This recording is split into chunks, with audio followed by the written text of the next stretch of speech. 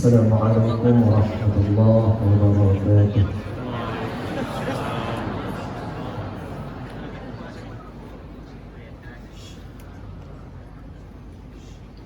أعوذ بالله من الشيطان الرجيم.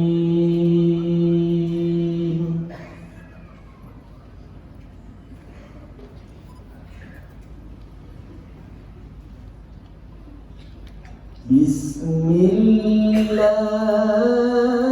الرحمن الرحيم.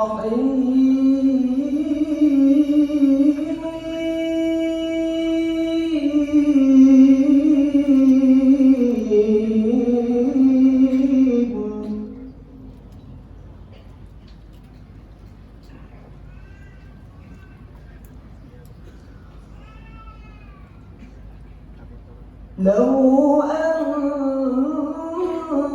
أنزلنا هذا القرآن على جبل لرأيته خاشعا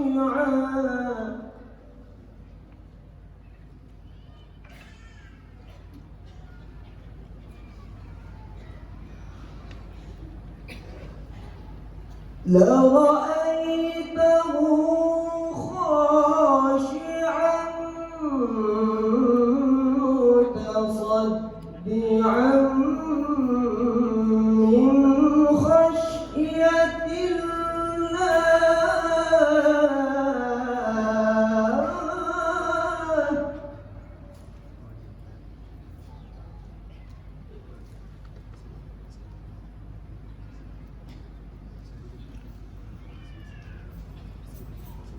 وتلك الأمثال نضربها للناس لعلهم يتفكرون.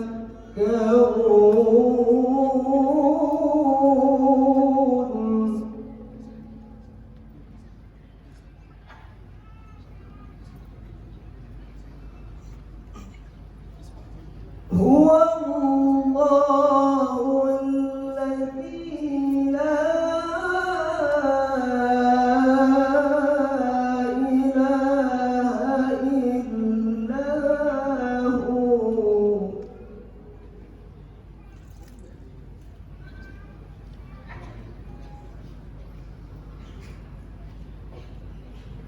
عالم الغيب والشهادة هو الرحمن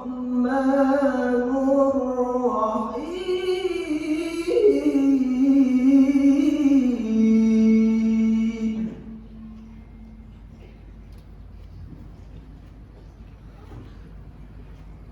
هو الله الذي لا إله إلا هو.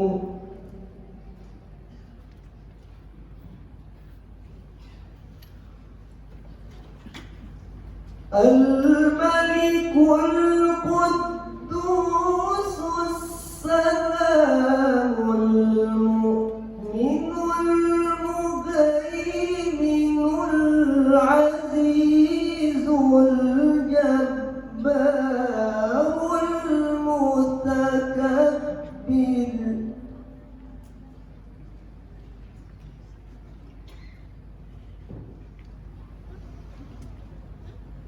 سبحان الله عما يشركون.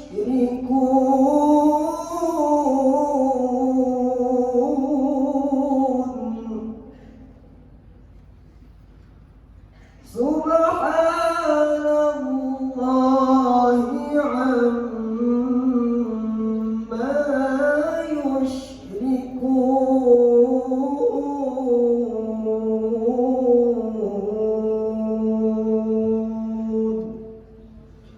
صدق الله العظيم.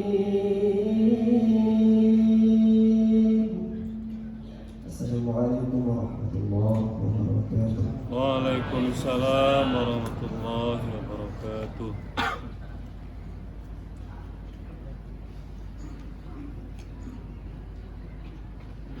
Bapak dan Ibu yang kami hormati, acara selanjutnya sambutan sekaligus membuka acara secara resmi oleh Rektor Universitas Negeri Padang.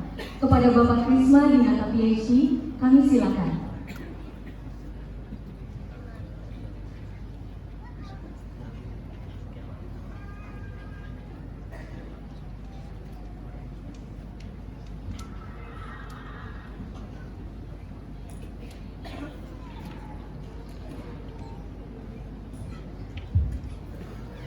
Bismillahirrahmanirrahim. Assalamualaikum warahmatullahi wabarakatuh. Waalaikumsalam warahmatullahi wabarakatuh. Alhamdulillahirabbil alamin. Wassalatu wassalamu ala asrafil anbiya'i wal mursalin sayyidina maulana Muhammadin wa ala alihi wa sahbihi ajma'in. Amma ba'du. Asyhadu an la ilaha illallah wa asyhadu anna Muhammadar Rasulullah. Allahumma sholli ala sayyidina Muhammad wa ala ali sayyidina Muhammad. Segala puji bagi Allah Tuhan semesta alam yang pada pagi hari ini kita masih dilimpahkan rahmat dan karunia-Nya sehingga bisa kita hadir dan bangun pagi, ya, kita berniat bersama-sama bisa melangkahkan kaki, bisa sampai di sini dan bisa menghadiri acara ini. Itu merupakan suatu nikmat yang tak terkira yang diberikan Allah kepada kita semua.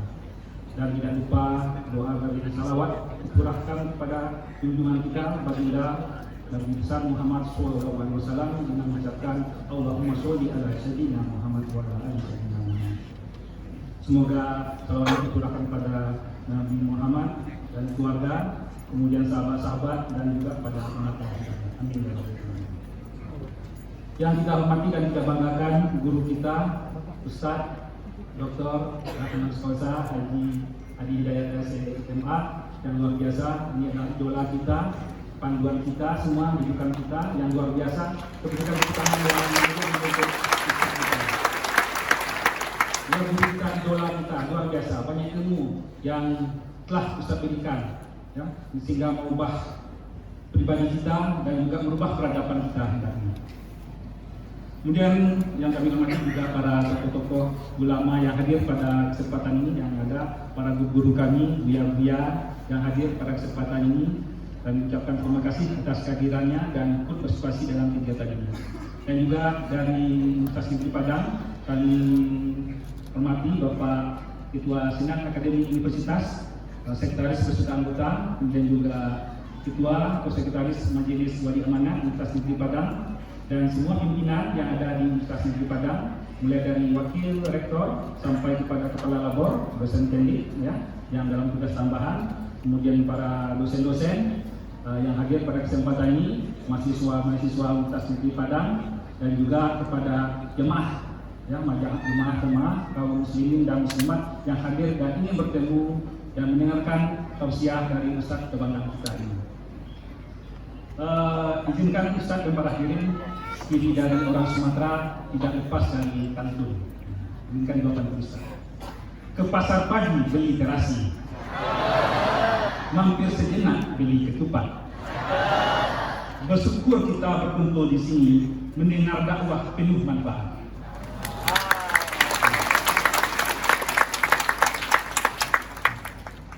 Satu lagi Bapak. Bunga mawar di Taman Mekar, harumnya semerbak sampai ke jauhan. Ustaz Adi Hidayat datang membawa kabar, menuntun kita ke jalan kebaikan. Bapak Ibu hadirin yang dirahmati Allah SWT. Pertama, izinkan saya selaku Rektor Universitas Negeri Padang menyampaikan rasa syukur dan terima kasih sekali kepada Ustaz yang meluangkan waktu datang ke sini. Ustaz ini adalah idola saya juga, banyak yang saya belajar dari beliau. Saya kenal Ustaz ini kira-kira 21 tahun yang lewat Ustaz. Ya, waktu Ustaz masih ceramah di Salman ITB, bukan di Salman tapi di gedung sebelah Kopman, bukan di Salman, bukan di masjid tapi di sebuah lokal. Itu kalau nggak salah hari Jumat untuk Ustaz. Nah, waktu itu Ustaz masih muda, saya pun juga muda waktu itu. 21 yang lewat waktu itu jadi mahasiswa. Nah di sana saya lihat ada keunikan cara Ustaz ini memberikan ceramah. Yang selalu saya ingat adalah pasti ada papan tulis dan spidol. Nah ini yang biasanya. Kalau biasa kita dengan ceramah kan pasti dengan langsung monolog. Nah ini lanjut juga kita berdiskusi dengan adanya papan tulis. Jadi papan tulis sudah siapkan ya. Nah ini dikasih dari Ustaz ini. Itu yang ingat saya ingat. Tapi saya waktu itu nggak sempat jumpa Ustaz lagi, ya. Nggak tahu mau nyanti di mana waktu Ustaz. Terpaksa saya nyanti ke Percikan Iman Ustaz dan Dahul Tauhid itu Ustaz. Sekali lagi terima kasih Ustaz atas kedatangannya. Kemudian ya UNP Bapak Ibu, yang Bapak Ibu tahu sekarang UNP sudah besar sekarang kampus kita itu sudah dirintis oleh para senior kita. Sekarang UNP itu jumlah mahasiswanya sudah 54.000, ya banyak sekali. Dan alhamdulillah kita punya 10 fakultas dan 2 sekolah, artinya kita punya 12 fakultas dan juga kita memiliki dosen 1.440 dengan jumlah doktornya adalah sekitar 485. Nah ini saya tunjukkan ini karena kita punya target minimal kita 60, kalau bisa dosen-dosen kita nanti kita targetkan adalah 100% doktor. Nah kemudian kita juga punya program studi 155 program studi Ustaz, ya, ini cukup luar biasa ya. Dan juga kita adalah termasuk yang terbanyak mahasiswanya yang ada di luar Pulau Jawa, dan juga kita memiliki 10 kampus yang tersebar di Provinsi Sumatera Barat Ustaz. Jadi di UNP memang terus berkembang, tapi bagaimana membina karakter dari mahasiswa tersebut. Nah kita mengusung tema UNP ini ke depannya adalah bagaimana UNP ini kita jadikan rumah kita. Rumah adalah di sini bukanlah sebuah, kalau diterjemahkan bahasa Inggris, rumah di sini bukanlah house, ya, tapi adalah home. Kalau house itu ada bangunannya, ada lantai atau dindingnya itu bisa fisik, tapi kan adalah home itu adalah tempat tinggal, tempat kedamaian. Jadi kita inginkan UNP ini tumbuh menjadi tempat kedamaian, tempat sebagian dari dosen atau sebagian mencari nafkah, tetapi juga adalah jalan untuk beribadah menuju kehidupan berikutnya. Itulah tujuan kita, bagaimana UNP ini menjadi rumah kita. Jadi kawan-kawan, ya bahwa kolega tidak hanya bekerja di sini tapi beribadah, ya, dan juga mendapatkan bekal tidak hanya ilmu yang bersifat intelektual, juga akan kita berikan bersifat spiritual Ustaz. Nah ini adalah salah satu kegiatan kita sangat menyambut baik dengan kedatangan Ustaz ini. Kenapa? Ini salah satu dari program kita bagaimana meningkatkan spiritual selain dari intelektual. Dan juga Ustaz sebagai informasi, kita di UNP juga setiap subuh Jumat kita menyelenggarakan subuh murakah, ya. Jadi semua dosen dari pegawai semuanya habis subuh ini harus di masjid di sebelah dan kita adakan tausiah. Nah ini terus kita kembangkan, ini sudah jalan hampir tahun ke-6 Ustaz. Nah jalan kita waktu Covid pun kita jalan, waktu itu kita pakai Zoom, tapi sekarang kita gabungkan yang ada di dalam di masjid juga ada di Zoom Ustaz. Jadi kita yang baik-baik dari yang lama kita pertahankan. Nah, ini penting dan terus akan kita tingkatkan sekali lagi. Jadi memang itu bahwasanya UNP punya program bagaimana menyeimbangkan antara kemampuan intelektual dengan spiritual, hendaknya kita bangun terus ke depan. Bapak Ibu yang kami muliakan, kalau kita lihat di era modern ini kita dihadapkan berbagai tantangan, ya, baik tantangan intelektual maupun spiritual. Perkembangan teknologi dan globalisasi di satu sisi memberikan banyak kemudahan, tetapi di sisi lain menimbulkan masalah baru seperti degradasi moral dan pudarnya nilai-nilai agama. Karena itulah tentu bagi kita semua untuk senantiasa menjaga dan memperkuat iman kita agar tetap berada di jalan yang diridhai oleh Allah SWT. Dalam konteks ini kehadiran Ustaz Hidayah di tengah-tengah kita menjadi sangat relevan Bapak Ibu semua. Beliau dikenal sebagai ulama yang tidak hanya menyampaikan dakwah dengan penuh hikmah, tetapi juga mampu menjawab tantangan zaman dengan pendekatan yang sesuai dengan kebutuhan masyarakat yang lain.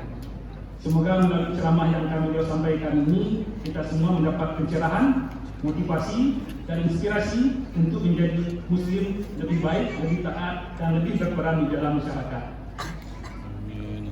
Hadirin yang kami muliakan, Pada kesempatan ini kami ingin menyampaikan apresiasi yang setinggi-tingginya kepada panitia yang telah menyelenggarakan ini, kemudian dari tim Ustaz Adi Hidayat, kemudian dari tim dari Payakumbuh juga yang telah ikut dan mensukseskan acara ini. Kami ucapkan terima kasih dan semua hadirin yang tertib juga bagian dari partisipasi ikut memeriahkan acara ini.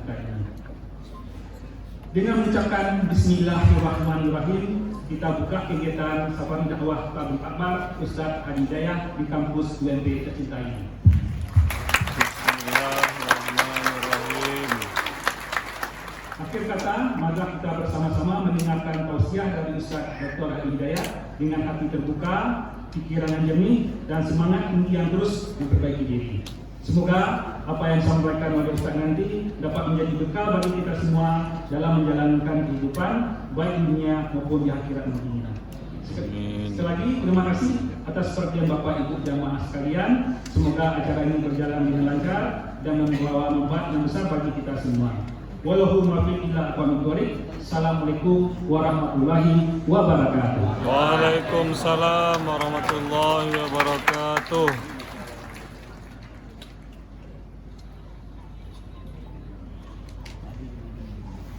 Terima kasih kami ucapkan kepada Bapak Rektor. Hadirin yang kami muliakan, acara selanjutnya tibalah kita pada acara inti, yakni Tabligh Akbar bersama Ustaz Dr. Honoris Causa Adi Hidayat, LC-MA. Tabligh Akbar ini akan dipandu oleh moderator Bapak Al-Ikhlas LC-MA, yang juga merupakan dosen program studi Pendidikan Agama Islam dari Fakultas Ilmu Sosial Universitas Negeri Padang. Beliau juga lulusan dari Al-Azhar University, Kairo, Mesir. Kepada Bapak Al-Ikhlas, disilakan.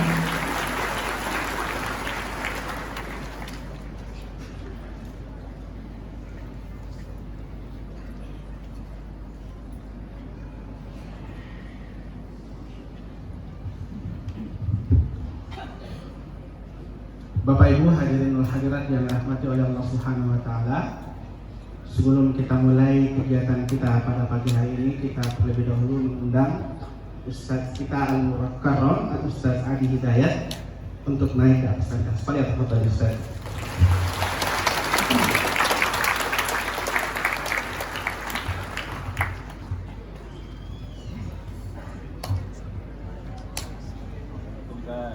Ahlan wa sahlan Ustaz. Ahlan wa sahlan.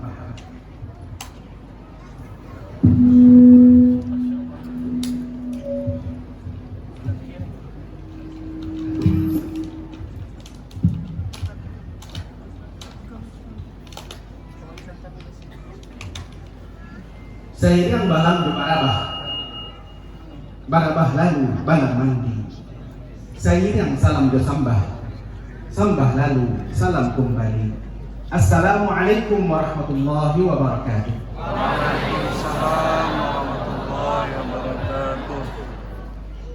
Innal hamdalillah nahmaduhu wa nasta'inuhu wa nastahdihi wa na'udzu bihi min shururi anfusina wa min sayyiati a'malina. فمن يهده الله فلا مضل له ومن يضلله فلن تجد له وليا مرشدا.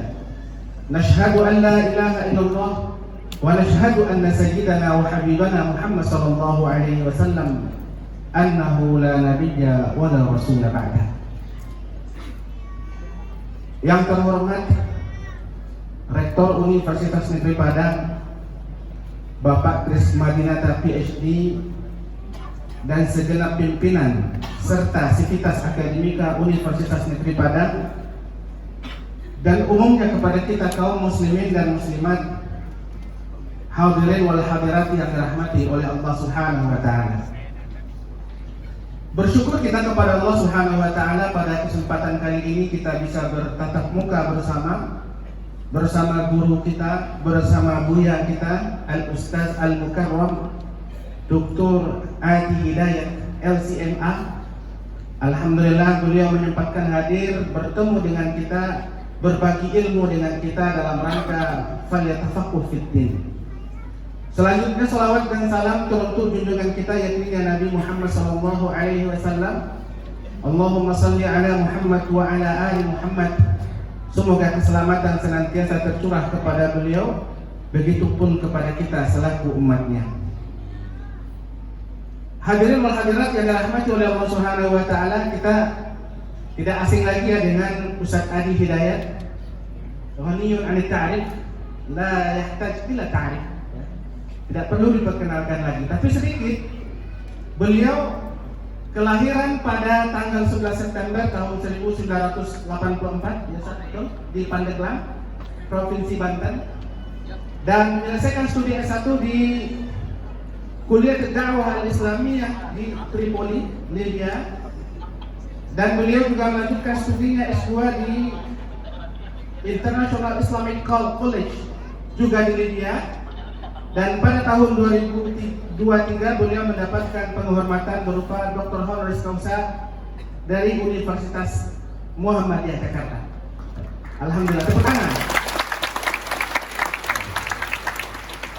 Nah, baik, hadirin wa hadirat yang dirahmati oleh Allah Subhanahu wa taala, yang banyak berbicara nanti adalah beliau yang akan memberikan pencerahan kepada kita semuanya pada kesempatan kali ini. Tapi perkenankan juga, kita orang Sumatera Barat biasa berpantun, Ustaz. Nah, untuk menyampaikan beberapa pantun. Jangan khawatir, nggak panjang. Indah terlihat si Gunung Padang, indah terlihat dari kampung seberang. Kepada hadirin wal hadirat kami ucapkan selamat datang pada kegiatan tabligh akbar di Universitas Negeri Padang.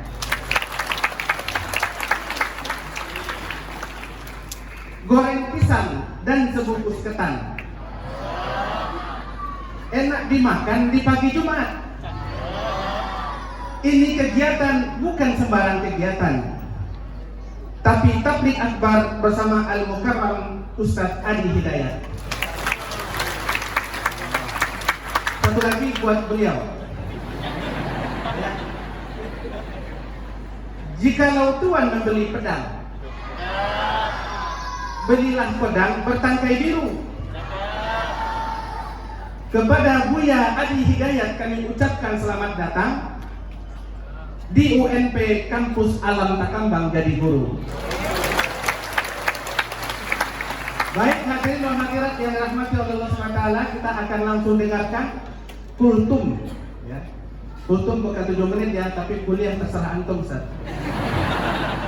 Ya. Maka sama-sama kita dengarkan. Falyatafaddal mashkur.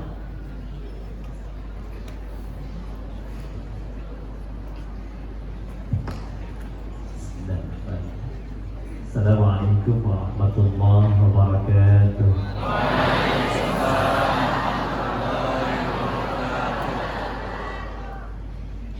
Alhamdulillahilladzi karrama ahlal ilmi ala sa'iril makhluqat.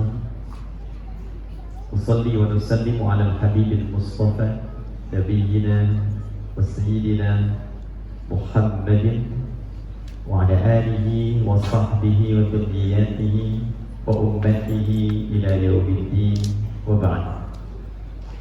Yang kami hormati dan kita banggakan, dan kita selalu bermohon kepada Allah semoga beliau diberi kesehatan, kekuatan, dan kemampuan mengakhodai universitas yang megah ini sehingga dapat menjangkau dan meraih harapan-harapan yang ditampilkan. Pak Rektor kita, ini saya harus balas pantunnya tadi ini. Pikir-pikir apa tadi ya? Aura kasih makan udang. Ada rumput di kantor Pak Dada. Terima kasih sudah diundang, disambut oleh rektor kita yang mengaku masih muda. Bagus, terima kasih para wakil rektor, dekan, wakil dekan, ketua senat dan jajaran, MWA, Majelis Wali Amanah, dan seluruh sivitas akademika di kampus yang sangat megah, dan saya penuh hormat menjadi bagian dari kampus ini, Universitas Negeri Padang. Ini istimewa tabligh akbar atau tausiah di pagi menjelang siang ini. karena pematerinya membawa hidayah, MC-nya paling ikhlas. Jadi kalau sudah dihadirkan orang ikhlas didampingi pembawa hidayah, belum juga membuat kita semangat menjadi lebih baik, maka perlu dikirimkan siapa lagi yang hadir di atas panggungnya. Baik, hadirin sekalian, saya sebetulnya tadi masih ikhlas sudah ingin menyiapkan pakai jas, Pak Rektor, pakai dasi, tapi di pertengahan saya memutuskan mengganti jadi batik. Ternyata kita senyawa gitu ya. Ada 3 alasan. Yang pertama, memang ini ada nuansa Hari Batik Nasional dimulai 2 Oktober 2009, dan bagian dari rasa cinta kepada bangsa dan negara kita menampilkan nilai-nilai itu sehingga tidak akan pernah terjadi pertentangan antara nilai spiritual dengan nilai-nilai yang tertanam dalam sifat nasional. Yang kedua, batik itu dulu asalnya dari kata ambatik. Ya, ambatik itu dari kata amba, sesuatu yang terhampar luas. Kemudian atik, titik-titik yang mengukir satu visi. Jadi saya mengenakan pakaian ini karena saya merasa akan memasuki satu hamparan kampus yang begitu luas, yang di situ akan terukir sejarah-sejarah yang menginspirasi bagi seluruh wilayah dan negara Kesatuan Republik Indonesia. Kemudian yang ketiga, karena ini ada irisan dengan penguatan spiritual, para ulama khususnya di Jawa itu kalau hobinya tidak pakai baju putih, itu menggunakan batik. Karena saripati Al-Quran itu dirangkum di Al-Fatihah. Al-Fatihah terangkum di Bismillahirrahmanirrahim. Bismillahirrahmanirrahim itu terangkum di huruf ba. Dan ba itu dimulai dengan titik. Ada yang mengatakan ba ditambah dengan titik disingkat menjadi batik. Jadi ketika dia menggunakan batik, dia merasa pakaian itu adalah nilai Qur'ani yang menyelimuti langkah dan kehidupannya. Jadi itu alasan saja kenapa ganti pakai batik. Bapak Ibu sekalian, ada hadis tercantum di dalam Sunan Abu Daud. Abu Daud ini nama aslinya Sulaiman. Beliau berasal dari Sijistan, sehingga dikenal dengan Sulaiman As-Sijistani. Sijistan ini kita tahu bukan dari negara Arab, bukan di kawasan. Kalau Tan itu pecahan Soviet di masa lalu. Tapi ada kebiasaan yang unik terjadi sejak era jahiliyah, dipertahankan di era Islam, untuk memperkenalkan diri jika bukan berasal dari lokal yang disinggahi.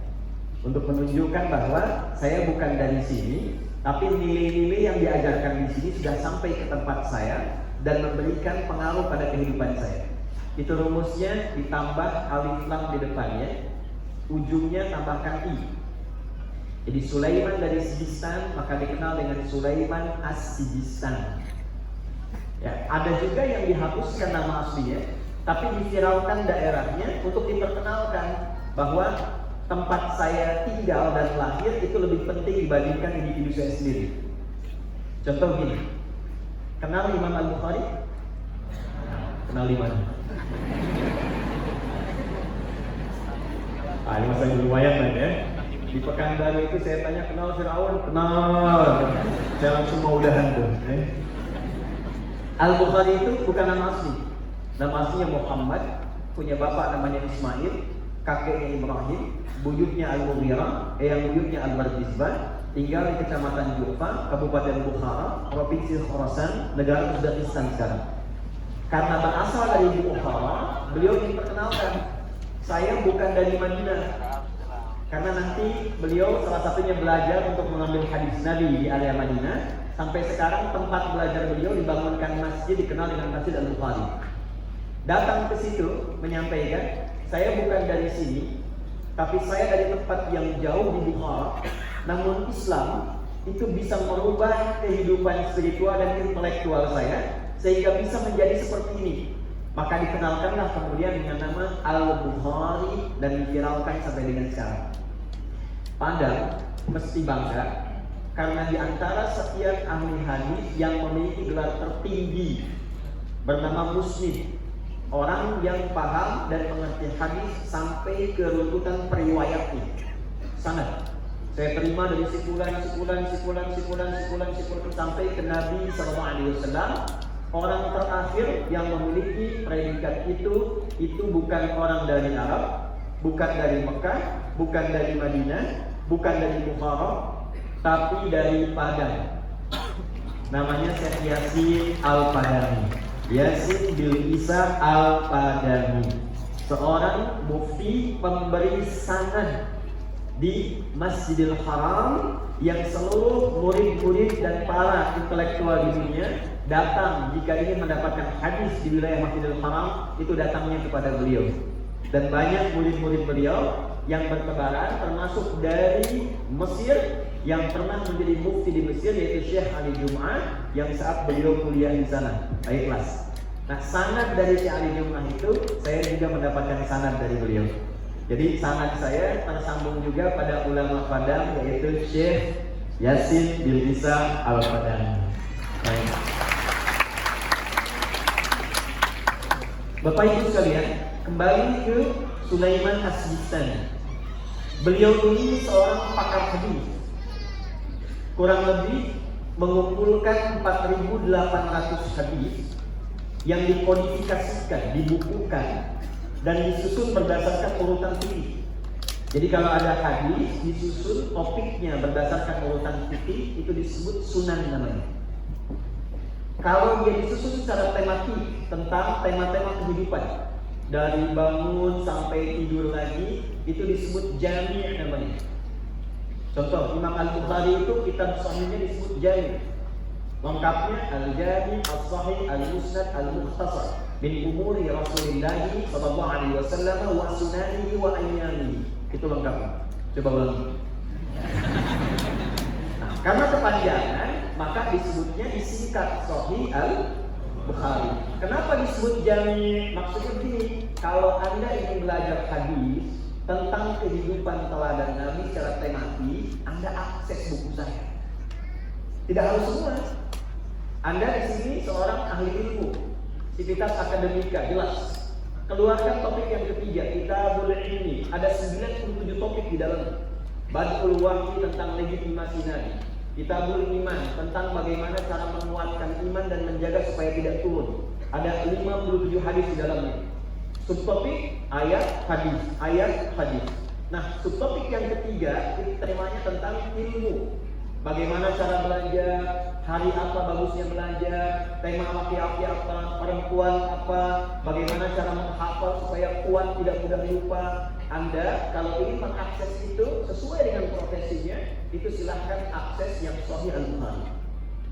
Tapi kalau ingin belajar tentang fikih, cara sholat yang terukur, dari mulai wudhu syaratnya, takbir sampai dengan salam, maka yang paling lengkap di kitab Sunan namanya. Ini tidak, sami Allah liman hamidah. Ingin sujud, yang turun apa dulu? Lutut nempel dulu, ataukah telapak tangan dulu? Nah, di antara dua itu, kalau Anda mau cari di Sahih Al-Bukhari, itu sampai kiamat kurang 2 hari nggak akan ditemukan. Karena memang topiknya tidak menjangkau itu. Ditemukannya di Sunan. Di antara sekian kitab Sunan yang menjadi andalan sebagai referensi utama, itu kitab Sunannya Sulaiman As-Sistani. Beliau ini kalau disebut hadis itu langsung paham, baru dengar itu tahu, oh ini sahih, ini dhaif, ini dhaifnya kualitas begini, ini yang masih bisa diamalkan, ini yang ditolak.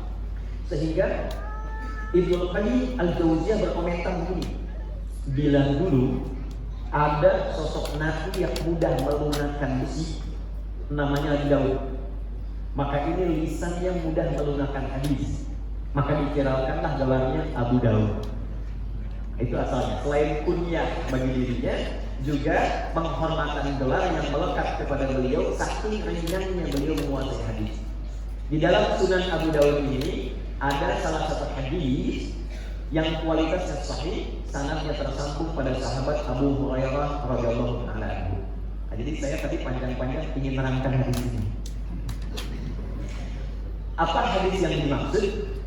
Nabi pernah menyampaikan Anda akan mendapati fi kulli ra'si mi'ati sanatin, dalam setiap 100 tahun perkembangan era hidup, perubahan waktu itu, man yujaddidu laha dinaha, para pembaharu, orang-orang hebat yang visioner yang akan menghidupkan kembali nilai-nilai ajaran agamanya, Islamic value, sesuai dengan kebutuhan era dan masanya.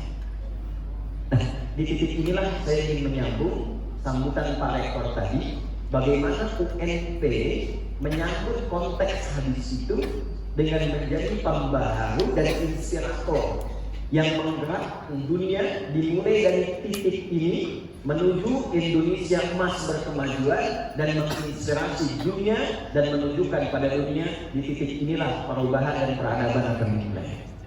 Ya. Jadi sebetulnya saya pun tidak tahu mau bahas apa. Jadi ketika Pak Rektor kasih sambutan, saya pikir hadis ini yang paling cocok untuk kita urai. Saya tidak dikasih tema Pak Rektor ini.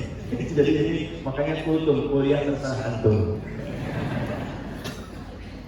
Nah, teman-teman, cara berpikirnya ini. Ini mohon izin saya disiapkan papan tips, nanti kalau tidak digunakan masuk kategori mubazir gitu. Mubazir itu ada penggeraknya. Tasrifnya bazara yubaziru tabdiran. Bahwa mubazir wadaka bazar. Sia-sia. Ya. Sekarang disingkat bazar. Bazar itu orang yang berbuat sesuatu yang sia-sia. Nah, saya tidak mau masuk golongan itu. Belajarnya yang betul ya, kita punya ilmu derivasi namanya sorof. Tapi sekarang di era perkembangan digital ada berubah tafsirnya. Pasbaka yufeksiku Facebookan. Tak-taka yutaktiku tik-taka. Taba ya tubuh yutuba. Instagram yang Instagramu Instagram. Kita definisikan dulu ya, supaya jelas cara berpikirnya. Jadi saya lebih senang kita memahami sesuatu dibanding sekedar menghafalkannya. Ya, itu titik poinnya. Saya ingin pastikan, mohon izin supaya bisa terakses dengan baik. Di belakang kelihatan ini. Terima kasih. Mahasiswi UNP imannya sangat tinggi, belum saya tulis sudah kelihatan.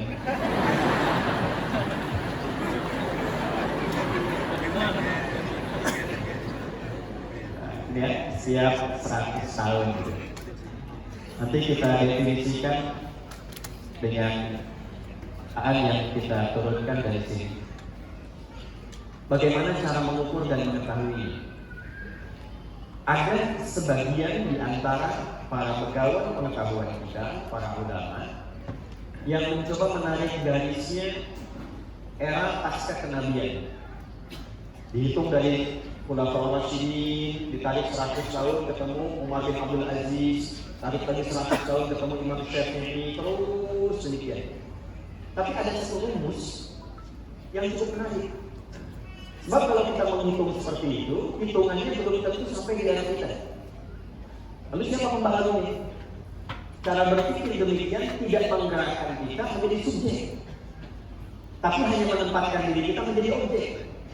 Sedangkan Al-Quran dan Hadis mengajak semua kita itu menjadi bagian dari subjek kebaikan.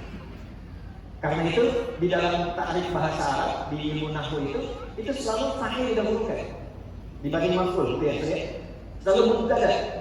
La yajuzu ibtida'u min nakirah ma lam tufidka inda zaidin namirah. Tidak boleh menjadi pionir kalau tidak ada hasrat untuk memberikan manfaat. Maka jadilah seorang pelaku di setiap nilai kebaikan dibandingkan sebagai seorang objek yang hanya mendapati hasilnya. Maka cara mengukurnya, saya dengan cepat tarik garis 100 tahun ke belakang.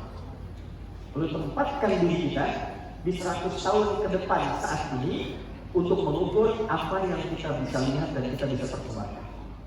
Nah, kita tarik dulu, sekarang gunakan tahun Masehi lah yang lebih mudah,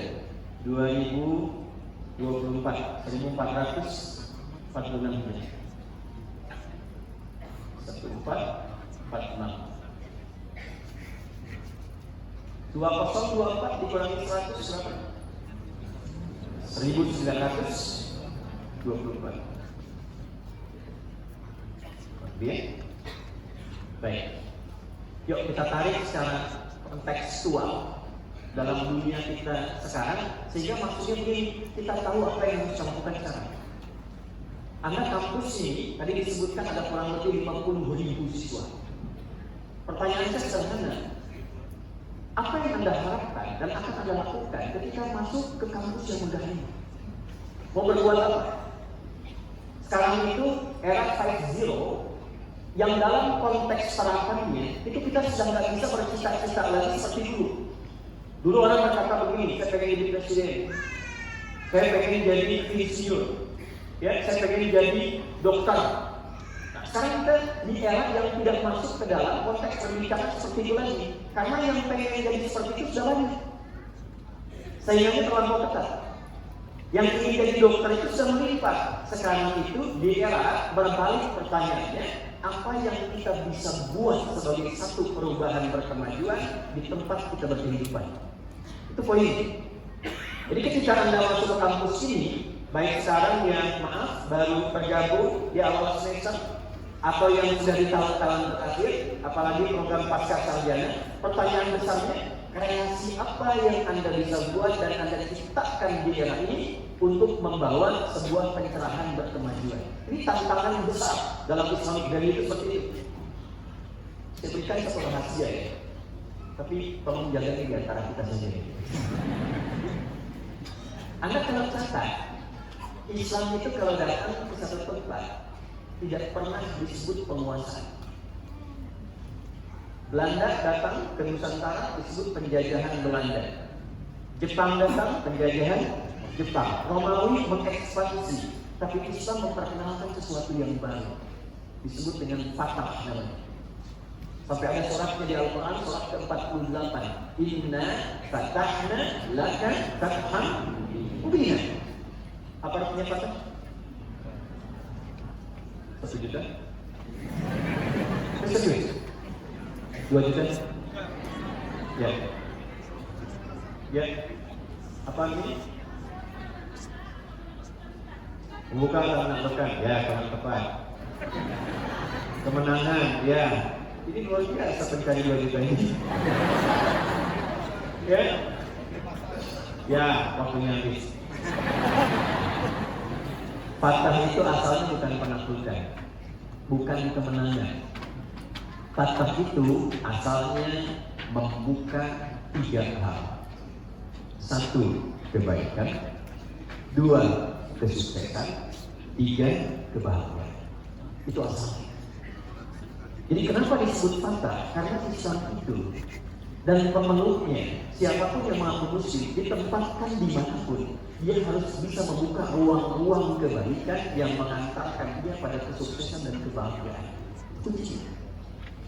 Karena itu setiap tempat yang dipijak oleh kader-kader dan mahasiswa yang digembleng oleh Nabi, di tempat manapun dipijak, itu asalnya cuma 40 orang. Tapi setiap 40 ini bergerak ke setiap tempat itu selalu terbuka, mencerahkan dan kemajuan. Anda kalau mau riset silakan. Setiap tempat yang dipijak oleh alumni pendidikan Nabi, di tempat yang tidak semegah ini.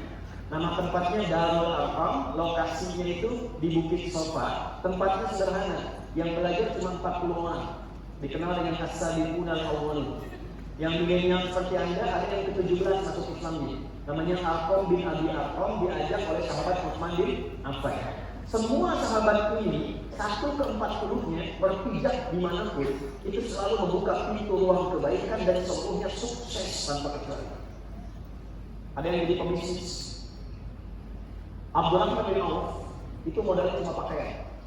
3 tahun jadi orang terkaya di Madinah.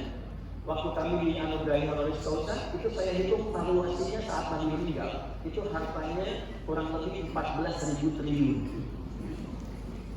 Ada hitungan bahkan yang menghitung sampai 74.000 triliun. Jadi beliau menempati karir kesuksesan terkaya di urutan ketiga paling puncak. Kan orang kaya itu ada 3.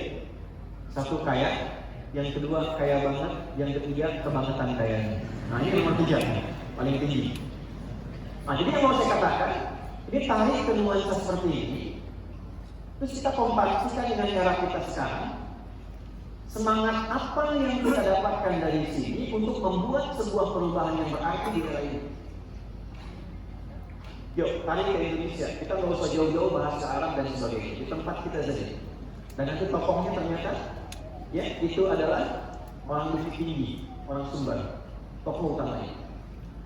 Saya mau tanya sebentar, di tahun 1900-an sampai 1924 ke atas, 1928, momen apa yang paling dikenal? Sumbar? Baik, tanggal berapa?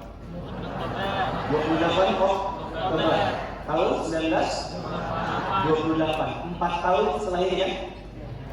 Dimulainya dari tahun berapa persiapannya? Berapa lagi?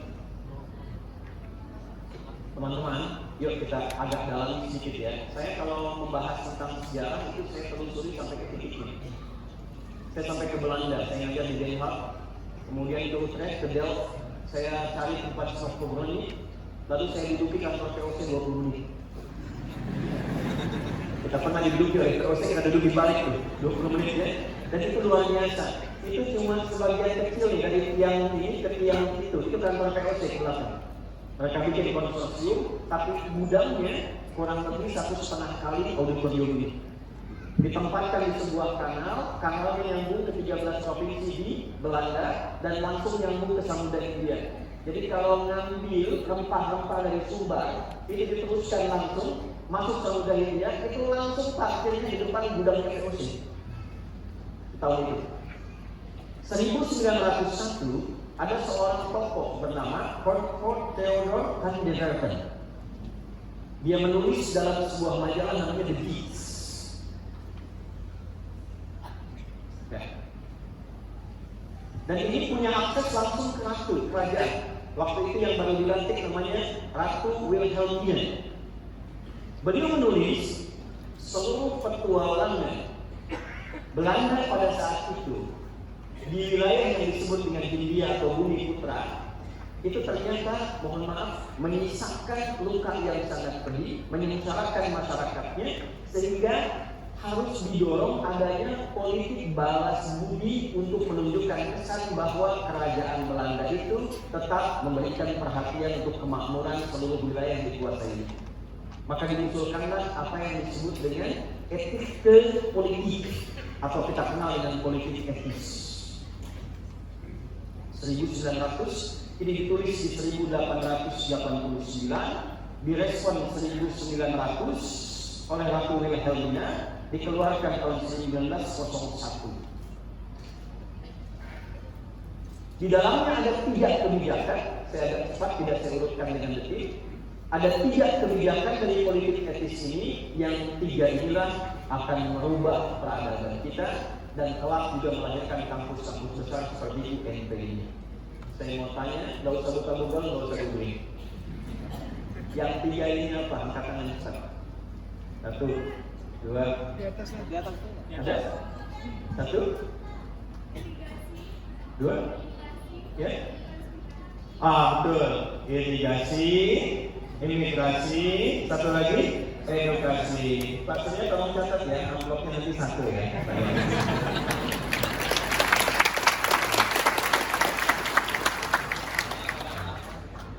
Saya akan fokus ke satu bagian, ternyata yang 2 gagal.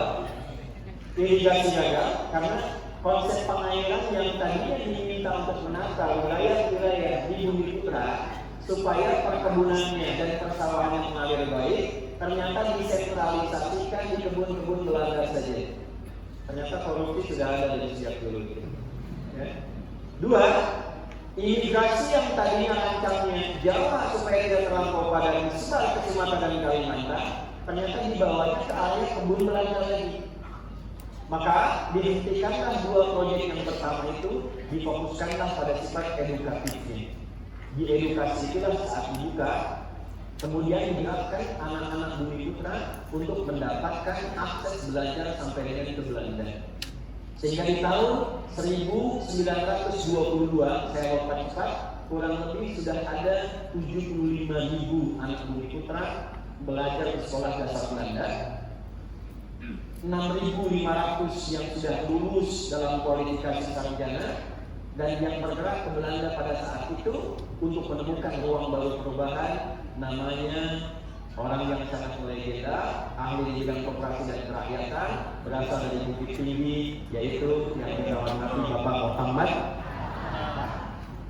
Maka beliau membuat satu perhimpunan, ya, yang merespon perhimpunan yang dibuat oleh Budi Utomo di tahun 1908. Itu asalnya dari Fakultas Kedokteran Skopje, 20 Mei 1908. Jadi anak-anak Fakultas Kedokteran, Anda punya peran dalam membangun bangsa kelak, ya, karena Anda inisiator pertama nanti yang mendirikan perhimpunan mahasiswa pada masa itu.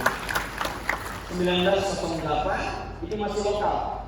Deklarasinya di Jogja pada tanggal 5 Oktober 1908. Kemudian setelah itu saya lompat 1922, Bung Hatta mendirikan satu perhimpunan yang sangat melegenda di Belanda bernama Indische Vereniging, yang telah berubah jadi Indonesia Vereniging atau Perhimpunan Indonesia, PI.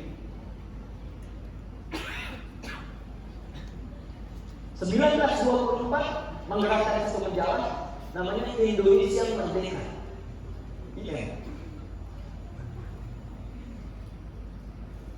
Digerakkan dari sini menghimpun semua yong, anak-anak muda dihimpun, para pelajar se-Nusantara, digerakkan jadi satu secara singkat. Deklarasi itu terjadi 4 tahun kemudian, ya, 1928. Persiapan dari tanggal 26 sampai dengan tanggal 28 Oktober dideklarasikan. Kemudian lahirlah apa yang disebut dengan Sumpah Pemuda dengan 3 bagian pokok utama yang menjadi landasan pacu pesawat Indonesia terbang tinggi 17 tahun setelah itu. Peristiwa yang dinantikan selama puluhan ratusan tahun belum pernah terjadi. Dengan ini hanya 17 tahun kemerdekaan bisa diraih setelah peristiwa Sumpah Pemuda. 28 Oktober 1928 ditambah 17 jadi berapa? 1945. Jadi yang mereka buat di tahun 1924 itu landasan pacu yang mengantarkan pada kemerdekaan. Tokohnya siapa? Yang lain. Saya kita. Kalau kita kembalikan ke hadis Nabi, setelah 100 tahun ada yang memperbarui itu lagi. Ada yang menghidupkan semangat itu untuk mengisi nilai-nilai kebaikan sesuai dengan Nabi. Jadi kalau kita riset secara akademis, 100 tahun kemudian di era kita sekarang, cara kita mengisi itu bagaimana?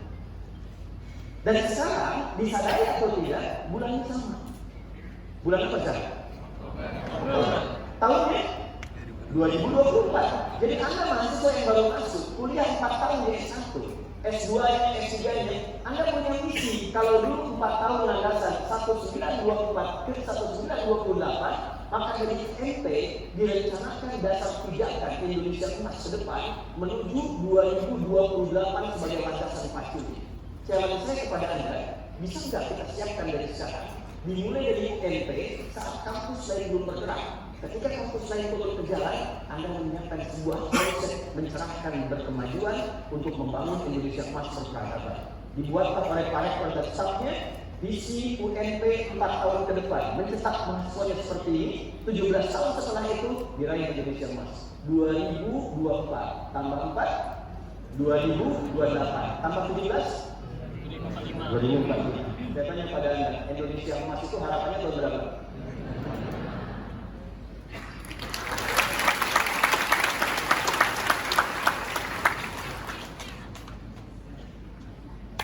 Inilah pentingnya Bapak Tulis. Jadi kita tidak hanya bicara secara konseptual itu tersusun. Ini yang dimaksud di surah Al-Imran, wa tilkal ayyamu nudawiluha bainan nas. Ada inspirasi dalam setiap kejadian di muka bumi ini yang value-nya bisa kita ambil untuk kita isi di era di setiap kita tinggal.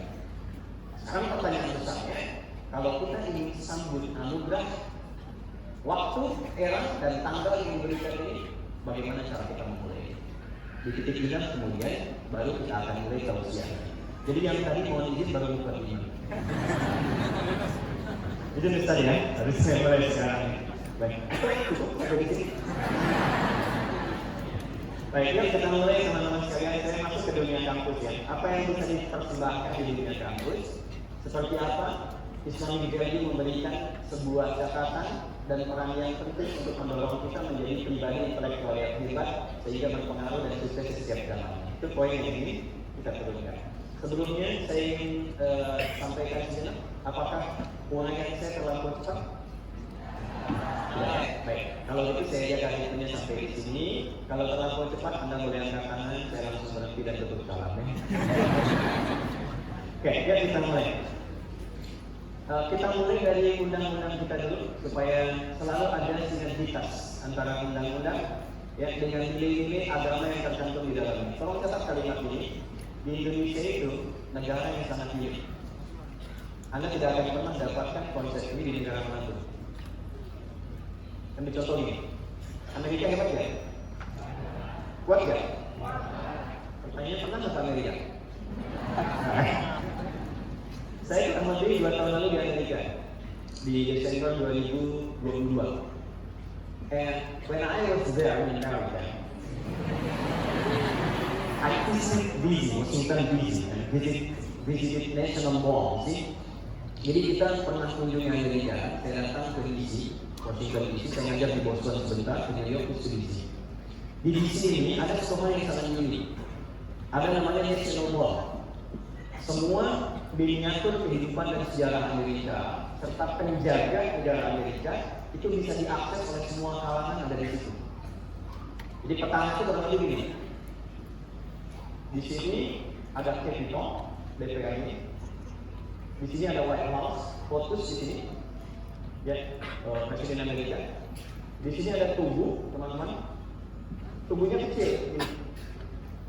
Di sini diikuti oleh bendera-bendera federal di seluruh wilayah Amerika. Ini lapangan luas.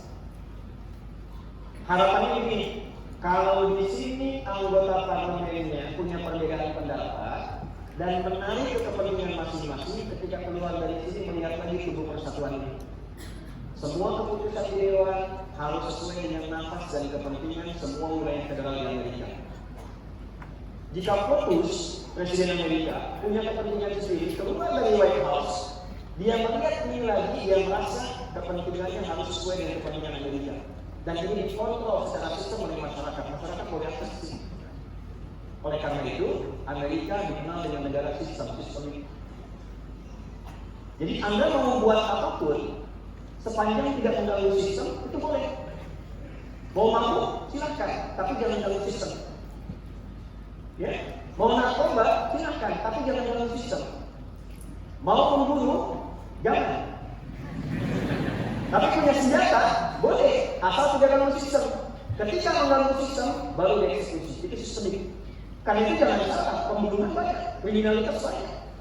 Ya, daerah zombie di Amerika sampai sekarang itu banyak. Tapi secara sistem terlihat seperti kuat. Bung Karno berangkat ke sana, ditemani dengan delegasi dan anggota-anggota yang luar biasa. Kemudian saya percepat ya akses informasinya. Sebetulnya ada detail yang sangat mendalam, tapi saya ingin percepat ke inti bahasan kita saja. Begitu melihat fenomena ini, beliau kemudian tergambar satu visi besar yang akan dibawa pulang ke Indonesia Nusantara. Begitu kembali, ini yang ingin saya sampaikan. Beliau tetapkan ingin membuat sebuah monumen yang lebih tinggi dibandingkan dengan Amerika, dan di atasnya diberi hiasan yang tidak didapatkan di Amerika. Maka pulang dari situ, pulang dari Amerika, lawatan 18 hari, beliau tetapkan untuk membuat satu monumen bersejarah besar yang menjadi akses nasional seluruh wilayah Indonesia. Itulah yang kita kenal dengan Monas. Tingginya hampir 3 kali lipat dibandingkan dengan tubuh Amerika. Atasnya itu ada masjid. Filosofinya apa? Filosofinya di Amerika sehebat apapun negara sistem, saya akan buat masyarakat, saya akan buat rakyat saya memiliki kehebatan yang lebih tinggi dibandingkan dengan Amerika, dan generasi yang saya akan bangun adalah generasi emas. Itu terjadi jauh sebelum kita bakal hadir di tempat ini. Tapi yang tidak banyak orang tahu, cara membuatnya bagaimana. Gubernur Jakarta yang lalu, kami sempat berdialog untuk melihat peta lama Jakarta. Ternyata Monas itu teman-teman, itu saat didirikan, itu ditarik garis lurus. Garis lurusnya bertemu di pusat spiritual, yaitu Masjid Istiqlal. Jadi ini menghadap kiblat. Oh, ini bukan utak-atik ya. Tapi ini fakta sejarah. Ketika Anda menelusuri peta ini menghadapkan sejarah dengan sisi dan menghadapi pertanyaan besarnya, visi apa yang dibangun oleh orang-orang pada masa itu? Mengapa membangun generasi emas dengan keilmuan dan jiwa yang tinggi itu mesti dihadapkan ke arah kiblat dalam penguatan studi? Halo, kenapa ini? Ini pertanyaan besar nih. Karena ternyata orang-orang kita yang terlibat dalam pemerintahan di tempo dulu itu kebanyakan mereka di kata-kata ulama. Ya Haji Abu Sayyid, seorang diplomat, menguasai beragam bahasa. Jangan salah, ahli tafsir, ahli fikih, ahli hadis. Resimen di militer dari mulai Jawa sampai dengan Sumatera, sampai ke Aceh, sampai ke Papua, kalau kita teruskan, itu rata-rata banyak ulama terlibat di dalamnya. Dan secara konseptual ternyata diuraikanlah tidak mungkin mendidik dan menghasilkan generasi emas itu kecuali mengoptimalkan 3 potensi besar yang ada pada diri manusia. Di titik inilah menjadi bahasan penting bagi Bapak Ibu, para dosen dan sivitas akademika di UNP. Kalau ingin mencetak mahasiswa yang unggul, yang emas, yang hebat, maka pastikan 3 hal ini, Pak. 1, saya cepat. Ini inti manusia. Ada aspek fisika. 2, ada aspek intelektual. 3, teman-teman, ada aspek spiritual. Di sini ada bodinya, di sini ada akalnya, di sini ada rohnya. Dan dengan 3 ini kita disebut manusia. Jadi kalau 1 hilang dari 3, itu kemanusiaannya akan hilang dan dipertanyakan. Rohnya hilang, itu meninggal. Akalnya hilang, jadinya mati. Fisiknya hilang, gentayangan. Kedua. Saya mohon izin, saya agak lambatkan karena di sini ada substansi yang sangat penting.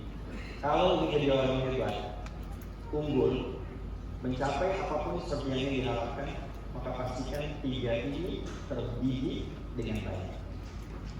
Dan inilah pola pendidikan yang diviralkan oleh Nabi sejak beliau diutus dan diangkat oleh Allah menjadi Nabi dan Rasul. Tidak pernah beliau diberikan pedoman kecuali mengoptimalkan 3 bagian ini. Pernah lihat Nabi senang olahraga? Beliau gulat juga kan? Beliau memanah juga kan? Berkuda juga kan? Yang paling menarik, beliau pernah mengajarkan anak-anakmu itu berenang. Pertanyaan besarnya begini, mau berenang di mana di padang pasir? Oke? Tapi kalimatnya jelas, alimu auladakum as-sibah atau wahidahnya. Ajarkan anak-anakmu itu berenang dan menembak, melontar. Ternyata visi besar, boleh jadi caranya bisa berubah, tapi Anda bisa kreasi, bisa menjadi olahraga yang meningkatkan tubuh dan menguatkan. Dulu memanah, sekarang bisa tembak. Ya, dulu berenang tidak pernah, sekarang bahkan ada pelajarannya, ada teorinya, ada turunannya, sampai aspek kesehatannya. Jadi 1.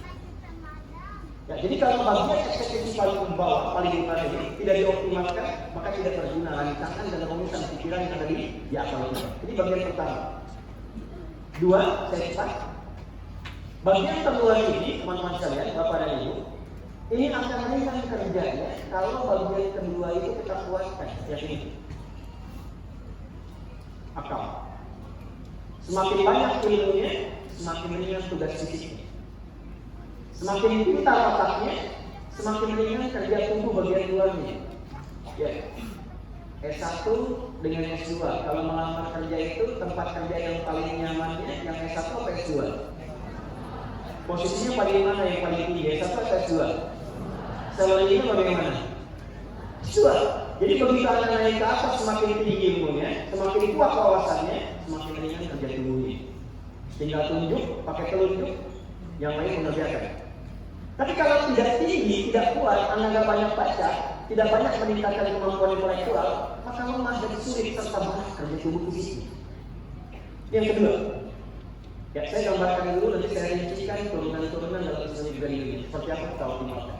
Yang ketiga, Ini yang paling penting karena di sini ada unsur instruksinya yang menentukan sukses, tidak, baik, buruk, itu ada di sini.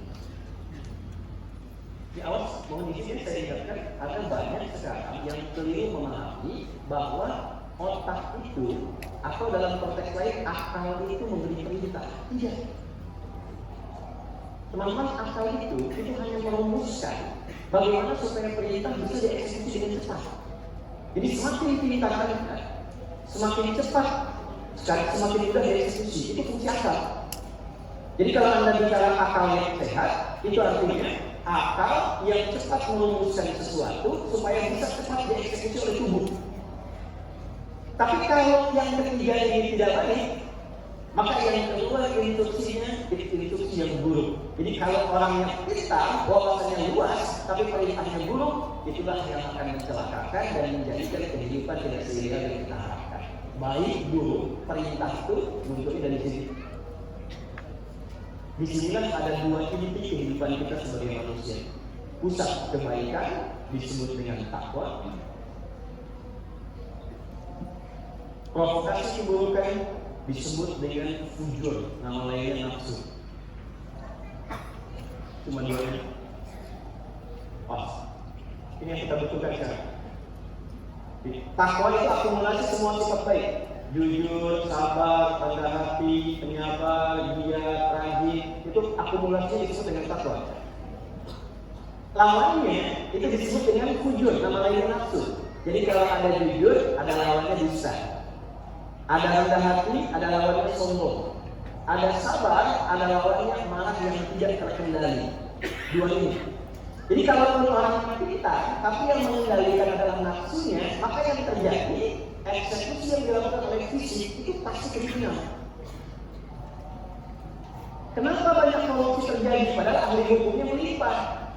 Yang pintar lainnya, karena yang takwanya kurang. Kenapa kita punya ahli ekonomi yang luar biasa, bahkan begawan ekonomi di Asia Tenggara seperti kita, tapi belum bisa mengangkat kita dengan semakin baik? Karena persoalannya bukan kepintaran intelektualitas. Yang kita butuhkan sekarang hadir orang-orang baik yang pintar. Nah, nukleus dari sifat-sifat spiritual ini itu membentuk karakter yang disebut dengan karakter moral namanya. Wah, nanti saya urutkan ya. Di sini membentuk karakter intelektual, di sini membentuk karakter fisikal. Kalau Anda belajar filsafat, ini nanti yang karakter moral disebut dengan ethos. Ethos memberikan pengaruh kepada logos, logos membentuk karakter disebut dengan pathos. Maka muncullah di sini ethos, logos, dan pathos. Tiga bagian. Kalau logosnya pintar, ethosnya tidak ada. Yang terjadi seperti yang kita saksikan saat ini, indeks korupsi meningkat, kriminalitas bertambah, apalagi era-eranya menjadi online. Saya juga jadi bingung, tiba-tiba kemarin saya bisa bikin press conference sedang hipertensi, padahal baik-baik saja.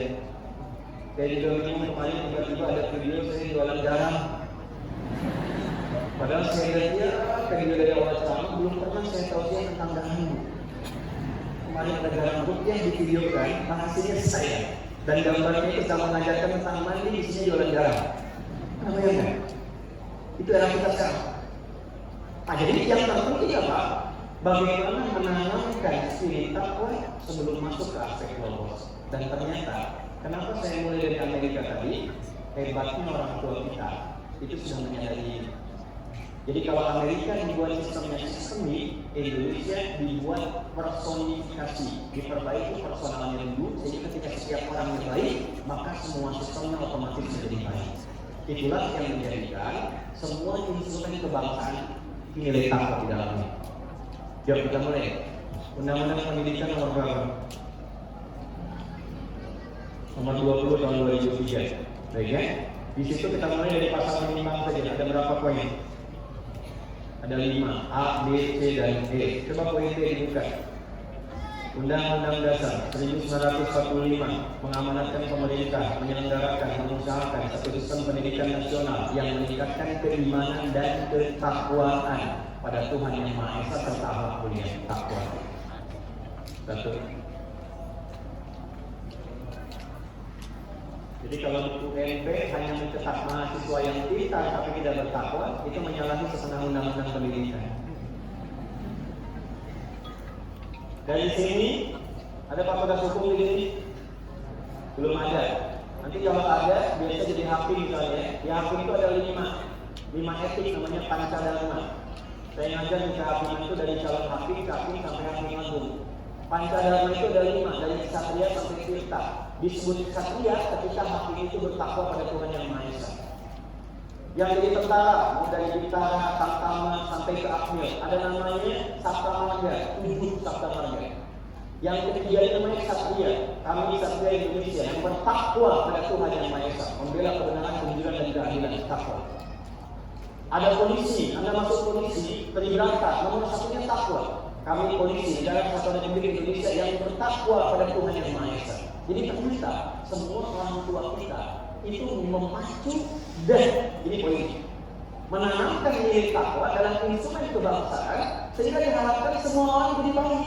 Kalau sudah baik, jadi apapun pasti jadi orang yang baik dan membawa masyarakat.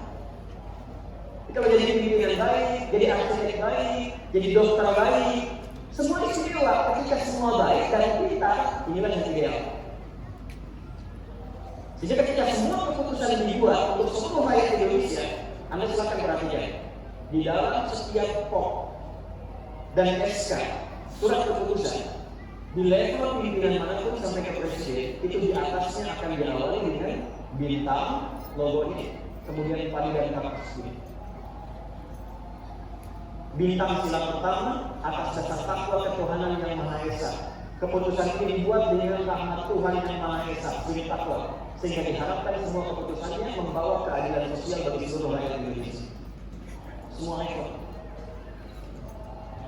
Nah, sekarang pertanyaannya, bagaimana kita memulai dan mencirikan sebagai insan intelektual yang memiliki perjalanan intelektualitas kita di kampusnya dengan takwa? Ibu, bagaimana Bapak mengajarnya dengan takwa, memimpin kampusnya dengan takwa untuk mengimplementasikan amanat undang-undang? Adik-adik, teman-teman mahasiswa, bagaimana belajarnya dengan suri takwa? Dan apa hasil yang membedakan orang yang belajar dengan takwa dengan orang yang belajar tanpa menggunakan instrumen takwa? Saya sudah riset itu Pak. Kami membuka sekolah Bu, Pak, dari mulai usia anak 3 tahun dan dididik sampai S3.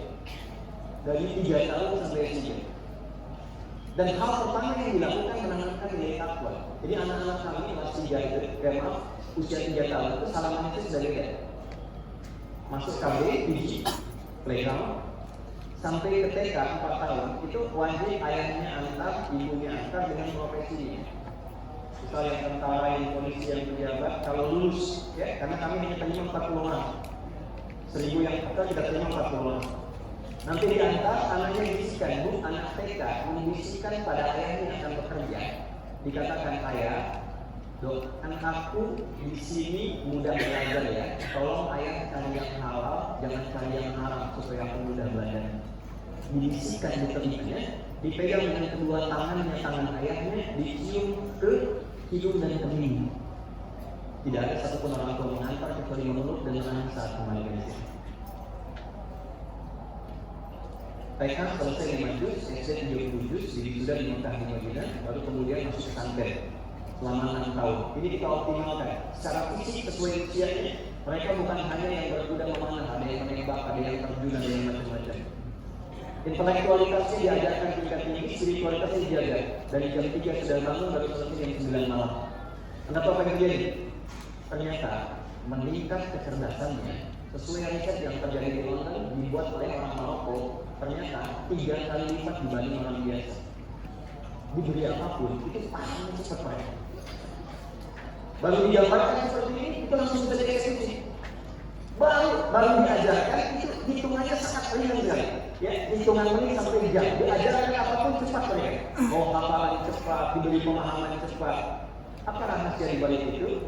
Nah, ini mau saya turunkan. Jadi saya ingin memberikan satu substansi di pertemuan pagi hari ini. Bagaimana caranya kita belajar dan mengajar di kampus yang besar ini supaya ketika keluar ini sudah semuanya sehat, intelektualitasnya bagus dan spiritualnya kuat. Inilah manusia paripurna yang punya visi sampai 2040.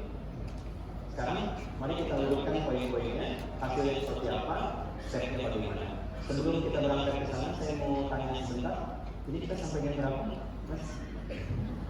Karena yang serang itu jadi bisa Iya, baik. Terima kasih Pak. Untung kan ya, kuliah terserah. Baik. Sebentar lagi ke dulu, jadi saya agak spesifikasikannya supaya lebih agak cepat. Teman-teman mohon izin pendekatan, saya punya koleksi Bible tentunya, yang Talmud Persilaman juga pernah punya, ya. Tapi saya tidak melihat yang selengkap Al-Quran. Jadi saya mau coba dulu bawa value Islamic value dari Al-Quran, karena di sini dibuktikan oleh zaman sepanjang perjalanan kehidupan. Ya, saya beri gambaran dulu. Nabi diutusnya di mana? Tempatnya di mana? Mekah. Quran turunnya di mana? Teman-teman jangan lupa ya, yang jurusan sejarahnya. Saat itu Mekah itu seperti sekarang atau jauh berbeda? Tempatnya lembah, belum ada peradaban. Maaf, gersang, tidak ditemukan sumber air. Oke? Tapi Anda jangan lupa, dia diapit oleh Romawi dan Persia. Sekalipun dua negara hebat ini, adik kuasa tidak pernah menjajah dan menyentuh wilayah itu. Romawi punya imperium, Persia punya kekaisaran. Pertanyaan saya, kenapa Nabi tidak lahir dan diutus di Romawi atau Persia? Kenapa Qurannya turun di Mekah? Ternyata salah satu riset menunjukkan supaya orang ke depan tidak komplain bahwa pantas umat Islam itu maju di era itu karena turunnya di Romawi.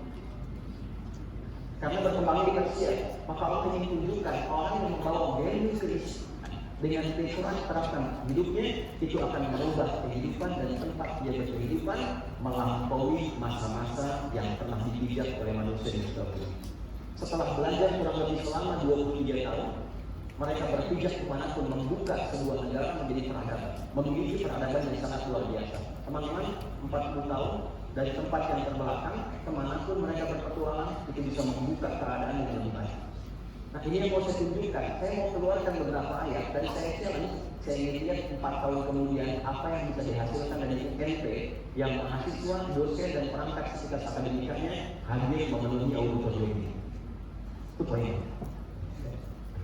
Yuk, satu kita mulai Quran surah ke-58 di ayat yang ke-11. Anda perlu catat saja, tapi tidak perlu dilihat supaya mempercepat. Ini pelajaran dasar bagi semua insan kampus. Jika Anda terapkan ini, apalagi ada seorang muslim yang beriman, maka dipertanyakan dari keislamannya. Ya ayyuhalladzina amanu. Hei semua orang yang telah mengklaim dirinya beriman. Oke, saya tanya balik ya. Kita beriman tidak? Beriman? Sekarang saya dalami sedikit ya. Ya. Harfun nida.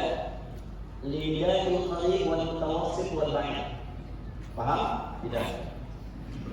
Ya, huruf untuk memanggil. Alat digunakan untuk memanggil dengan semua jangkauan objek dan jauh, dekat, menengah, dan jauh disebutkan sebanyak 360 kali dalam Al-Quran setidaknya. Ayyuha disebutkan 150 kali dalam Al-Quran. Ayyun yang munada, objek panggilan berfungsi untuk menguatkan hukum, hak yang tanggung berfungsi untuk mengingatkan. Alladzina isim mausul bentuknya jamul jama' disebutkan 1080 kali dalam Al-Quran mencakup semua tanpa kecuali. Kalau kita gabungkan dengan amanu, tafsirnya begini: hei semua yang mengklaim beriman, siapapun Anda, apakah laki-laki, perempuan, besar, kecil, tua, muda, dengan profesi apapun, dari kampus ini, dari mulai izin private, dari rektor sampai dengan ke mahasiswa, sampai semua insan kampus, sepanjang Anda mengaku beriman kepada Allah, perhatikan ayatnya. Idza qila lakum, jika dikatakan, diviralkan, diperintahkan kepada Anda, tafassahu fil majalis, luaskan, lapangkan, nyamankan. Bagian pertama mereka dan semua bagian dari stakeholder kampus, kata Allah tuh gimana caranya bikin kampus ini nyaman untuk berkegiatan belajar dan mengajar. Kalau sudah nyaman mengajar, Kalau Anda nyaman belajar, itu enak. Sehebat apapun dosennya, tapi Anda nyaman belajarnya, tak enak. Jadi bagian pertama yang diberikan oleh pemilik Quran ketika kita membuat sebuah desain pendidikan, gimana caranya nyaman belajar. Sehingga mahasiswa akan bertanya, ini kapan lagi kita belajar lagi ya? Kapan kita masuk kampus lagi ya? Kami bikin pesantren dulu, Pak. Pesantren itu kan biasanya pengen pulang kan? Ya, kemarin saya tanya anak-anak untuk mengecek saja, siapa yang pengen pulang? Nggak ada yang angkat tangan. Saya bawa ke satu tempat, kalau kebetulan ada orang tua, ya, nggak boleh ngobrol, nggak boleh ketemu, karena sebabnya pulang, selain waktunya bertemu. Tiba-tiba ada satu ayah bersamaan di lokasi itu, saya panggil anaknya, itu ayah kan? Iya. Tapi Nanda tidak boleh menyapa, nggak boleh ngobrol, nggak boleh menemui beliau. Kalau tidak pulang, siapa? Kenapa nggak bapak itu? Tidak. Gimana caranya ketika nanti suasana libur semester itu masuk aja, kangen belajar nih. Kapan lagi masuk kampus? Nah itu bagian pertama yang dihadirkan oleh Quran. Auckland bisa buat itu. New Zealand itu di antara tempat di dunia ini yang anak-anak dari kecil sampai bertanya pada orang tuanya, Mami, kapan kita sekolah lagi? Aku pengen masuk kelas. Itu anak TK seperti itu. Ya, SMP kelas 3 baru dapat PR. Di kita anak TK sudah manasik. Luar biasa. Ini satu dulu nih. Betul ya? Balik dulu nih kali ya. Nah, yang penting satu nyaman dulu. Setelah itu apa? Majalis. Jamak dari kata majlis. Apa itu majlis? Katakan. Masih kurang katakan. Ya. Perkumpulan. Apa lagi? Ya, apa lagi? Ya, baik. Belakang. Berkumpul bagus ya. Ya, tempat duduk bagus ya. Sudah ya. Baik, jawabannya sudah bagus. Belum ada yang dapat amplop. Amplopnya masih 4, tenang aja, baru 1 ya. Teman-teman, majlis itu asalnya bukan tempat duduk. Memang dia berasal dari kata jalasa. Jalasa yajlisu.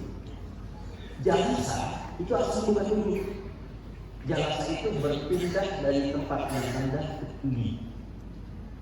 Lawannya qa'ada, berpindah dari tempat yang tinggi ke rendah. Jadi kalau sedang saya berdiri, kemudian Pak Ikhlas mengatakan, Ustaz silakan duduk, itu orang Arab pasti akan mengatakan begini, Ustaz tafadhol qa'ud. Pindah dari tinggi ke rendah. Karena itu orang yang nggak bisa sholat berdiri diminta oleh Quran silakan duduk posisi tinggi ke rendah. Quran surah 4 An-Nisa ayat 103. Fa idza qadaytumus sholata fadhkurullaha qiyaman wa qu'udan, bukan jurusan. Tapi kalau Anda di bawah, saya katakan kalau kita berdiri, saudara itu silakan pindah ke tempat yang lebih tinggi, duduk naik ke sofa, itu ijlis. Tempatnya yang tinggi rendah disebut makan, orang pensiun itu disebut taqa'ada karena berhenti aktivitas istirahat dulu. Tapi kalau Anda menempati tempat yang naikkan posisi Anda dari rendah ke tinggi disebut majlis, jamaknya majalis. Kenapa tempat belajar disebut majlis dan dijamakkan majalis? Karena Allah menginginkan semua fakultas yang ada di kampus ini, 12 fakultas, bisa nggak mengangkat derajat mahasiswanya dari yang masuk tidak tahu apa-apa, begitu keluar dari sini menjadi sosok yang punya derajat tinggi. Itu baru satu kata teman-teman, nanti ada teknisnya. Jadi kalau Quran itu perintahkan, gimana caranya? Semua yang masuk kampus ini SMP ini, ya dari yang tadinya rendah itu bisa jadi tinggi, yang tidak tahu jadi tahu. Yang belum punya apa-apa menjadi terangkat. Jadi kalau Anda masuk kampus dan keluar dari kampus, pengetahuannya itu saja, Anda belum berhasil. Masuk kelas dengan keluar kelas itu beda. Jadi jangan sampai Anda masuk kelas untuk kuliah, belum tahu apa-apa, keluar nggak tahu juga, itu Anda belum masuk kelas. Belum masuk kelas. Maka dari itu, Nabi menjelaskan teknisnya, bagaimana caranya saya bisa masuk ke dalam nilai itu. Maka perhatikan baik-baik. Saya sebelum masuk ke Nabi, tafsir ayat dengan ayat dulu. Majlis dijelaskan secara teknis di Quran surah ke-9 ayat 122. Yang cuplikannya tadi dinukil oleh Ustaz Al-Abbas tadi.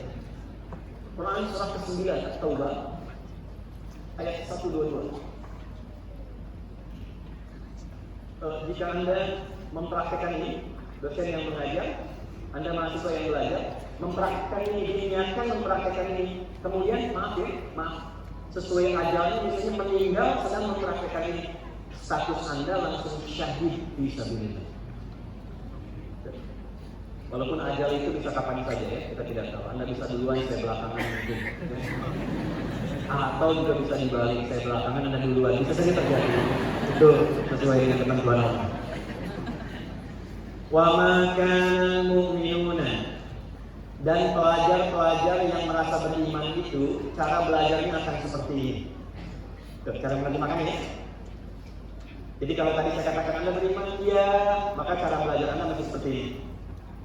Liyanfiru kafah, tidak semestinya mereka berjuang secara fisik semua. Falaula nafaru min kulli firqah, satu. Falaula nafar, maka hendaklah setiap yang terdaftar untuk belajar, kalau ditarik ke kampus UNT begini, maka dari semua mahasiswa baru atau yang belajar masuk jumlahnya 50.000 kurang lebih. Nafar. Min kulli firqatin minhum, turun dari nafar jadi firqah. Perhatikan baik-baik. Ini sindiran halus dalam Al-Quran. Kalau nafar itu rombongan banyak yang fokusnya masih terbagi. Kalau masuk kelas misalnya dari 50.000 dipecah. Masuk satu perkuliahan misalnya juga 40, taruhlah nafarnya 40. Dari 40 ini, kata Quran itu gini, boleh jadi yang serius itu setengahnya. Yang betul-betul yang kuliah. Ayo, mana yang masuk kelas yang pengen siapkan aja? Yang nunggu nanti ujian semesteran, yang pengen pinjam catatan teman. Oke? Nah, ini nampak. Nanti yang serius mungkin setengah ini.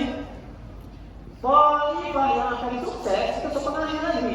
40 bagi 2, 20 bagi 2, 10. Perhatikan cara membacanya. Cara berpikir seperti ini kurang lengkap. Yang dimaksud Quran itu men-challenge kita. Kalau Anda masuk kampus, masuk kelas untuk kuliah, jangan seperti golongan nafar yang tidak jelas mau ngapain. Anda masuk ke sini mau apa? Ngambil jurusan tertentu ini jadi apa? Jangan sampai Anda ambil jurusan kedokteran, tanggung jawab fisika. Tidak salah, tidak, tapi orientasi Anda nggak jelas ini. Teman-teman, saya itu kalau mau kuliah, dimanapun itu saya belajar, itu selalu bertanyakan, di kampus itu ada apa, pelajarannya apa, dosennya siapa, karakternya bagaimana, buku apa yang dipakai. Tadi di antara profil itu saya disebutkan belajar di Libya. Sebelum saya berangkat, saya sudah tanya pada teman-teman di sana, jarak dari flat asrama ke masjid berapa? Dari situ ke perpustakaan berapa jaraknya? Perpustakaan ada berapa lokal? Buku-bukunya apa saja? Ke kelas berapa jaraknya? Ke rumah makan berapa jaraknya? Jam berapa masuk, jam berapa istirahat? Itu sebelum berangkat saya sudah petakan. Saya bangun jam sekian, jarak kamar ke masjid 500 meter. Saya berangkat jam sekian, begitu selesai musim dingin, saya harus segera ke rumah makan jam sekian, saya sudah selesai dengan mandi dan sebagainya. Saya berangkat ke kelas, jadi orang pertama masuk kelas. Pilih tempat paling depan. Bukan duduk di kelas bangku deretan belakang. Di dalam kelas penuh dengan obrolan, oke? Gak tahu arahnya mau kemana. Di perpustakaan ada apa? Ini 4 ruangan. 1, ini yang lokalnya Quran, referensi umum. Kedua, ini untuk referensi disertasi dengan tesis. Atasnya bagian apa? Itu saya sampai tahu di mana buku tertentu sampai rasul urutannya di mana. Saya tanya Anda, masuk ke ruang kampus besar ini, sudah nggak ada ukur mau jadi apa untuk ke depan? Apa yang Anda siapkan? Mengapa ngambil jurusan itu? Mengapa ngambil cita-cita itu? Kontribusi apa yang akan Anda berikan pada negara ini ketika Anda lulus? Pikirannya harus sampai ke sana dan kita diajak untuk masuk ke dalam bagian itu. Jadi jangan menimbulkan begini, kayak itu bukan saya. Masuk dalam golongan itu. Kalau sudah masuk, bagaimana cara belajarnya? Lihat tafaqquhu, kalimat bisa dari tadi. Ya, perhatikan teman-teman. Ada darasa, ada ta'allama, ada tafaqquha, itu beda. Darasa itu belajar ringan. Kalau Quran itu baru baca qiraati, iqra, yang tidak menuntut Anda paham, itu darasa. Karena itu sekolah SD disebut madrasah karena belajarnya ringan-ringan. Baca Qurannya pakai iqra, gitu kan? A fatah a, gitu kan? Ba fatah ba, lam lu, apa lu, ya? Dan tadi itu paham. Coba anak SD ya, ini Ibu Budi, ini Bapak Budi, ini anak Budi. Tapi kan nggak pernah dijelaskan Budi itu siapa. Tinggalnya di mana, profesinya apa. Karena memang tidak dituntut itu, yang penting dia bisa baca. Nah Anda sudah tidak di level itu lagi. Anda itu jamiah yang wawasannya universal, ilmunya luas, banyak. Maka cara belajarnya pun sudah nggak bisa ada masalah lagi. Tak lama cuma formalitas dapat info. Yang penting Anda tahu isinya apa. Dimasuk kelas, yang penting tahu pelajarannya apa, rangkum itu, lulus ujian, selesai. Itu tak lama. Dapat paham nggak? Dari kata fikih artinya paham. Setiap kalimat yang mau diajarkan dosen mesti paham. Jika Anda mau masuk ke dalam golongan orang sukses dan kita bikin rencana 4 tahun kemudian menuju generasi emas, maka saya mohon 50.000 mahasiswa yang belajar di sini, tolong pastikan ketika Anda masuk kelas, mesti ada perbedaan ketika Anda keluar dari kelas. Masuk tidak paham, keluar Anda mesti paham. Jangan biarkan ada satu kalimat pun dari pengajaran yang tidak Anda pahami terbawa sampai Anda keluar dari kelas. Paham? Terakhir, wal yunziru qaumahum idza raja'u ilaihim. Setelah itu, silakan kalau sudah selesai sukses balik ke kampung masing-masing. Yang dari Kabupaten 50 Koto balik sana. Dari Harau ke Harau, Payakumbuh ke Payakumbuh. Ya, semua menyebar ke daerah masing-masing untuk membangun daerahnya. Karena itu saya sarankan kalau mau belajar kuliah nanti pas KKN ya, edukasi masyarakatnya yang dibutuhkan daerah Anda apa, itu yang Anda tekuni. Masuk UNT, balik lagi, bangun daerah masing-masing. Itu amanat Quran. Wa yunziru qaumahum idza raja'u ilaihi la'allahum yahdharun. Balik ke daerah masing-masing, bangun kotanya supaya mendapat pencerahan yang sama. Istilah itu sekarang digunakan dengan nama zonasi atau lokalisasi. Yuk bikin gerakan lokalisasi. Masa 50.000 ini kalian bisa bikin aplikasi. Teman-teman di Kabupaten 50 Koto yang ada di sana, bikin aplikasi. UMKM menghidupkan di situ pelayanan masyarakatnya, intelektualnya. Jadi kalau klik yang jualan beras dari situ, yang kain dari situ saja, yang lontong dari empiung tadi yang baru dicobain dari situ. Kalau tidak ada dari situ, baru dari luar. Kalau ini kita bisa bikin di Sumatera Barat, yang kuliah di UNP atau yang dari luar Sumatera Barat keluar dari sini membawa gerakan ini, maka akan semakin mudah tapak kaki Indonesia masuk kebijakan di seluruh wilayah Kesatuan Negara Republik Indonesia. Dan sumbernya dari Universitas Negeri Padang.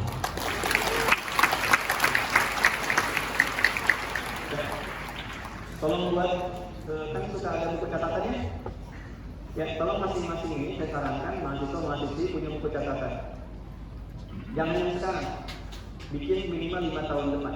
5 tahun dari sekarang berarti 2029. Tolong tuliskan 2029 saya sudah menjadi ini dan ini yang akan saya kerjakan. 1, 2, 3, 4, 5. Terakhir, tolong kuasai bahasa.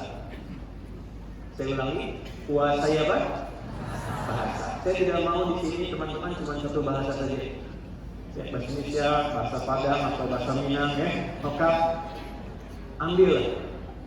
Kalau saya boleh saran, bahasa itu sudah wajib. Ya, saya belajar loh. Saya dari sejak masuk pesantren itu sudah belajar. Saya belajar bahasa Jepang. Saya ngajar di Jepang, Indonesia Pandis. Kami buka sekolah pertama di Jepang, sekolah Islam pertama di Saitama. Bulan depan kami buka. Saya belajar bahasa Prancis dulu, dari Prancis dulu. Ya, bonjour. Saya belajar bahasa Filipina, Tagalog. Kok masih saya baguti? Ya teman-teman, bahasa Arab kan belajar. Kita hai Oke? Masya Allah tidak kecil ya yang orang Masya Allah. Alhamdulillah. Teman menjadi Insya Allah udah ya yang depan. Teman-teman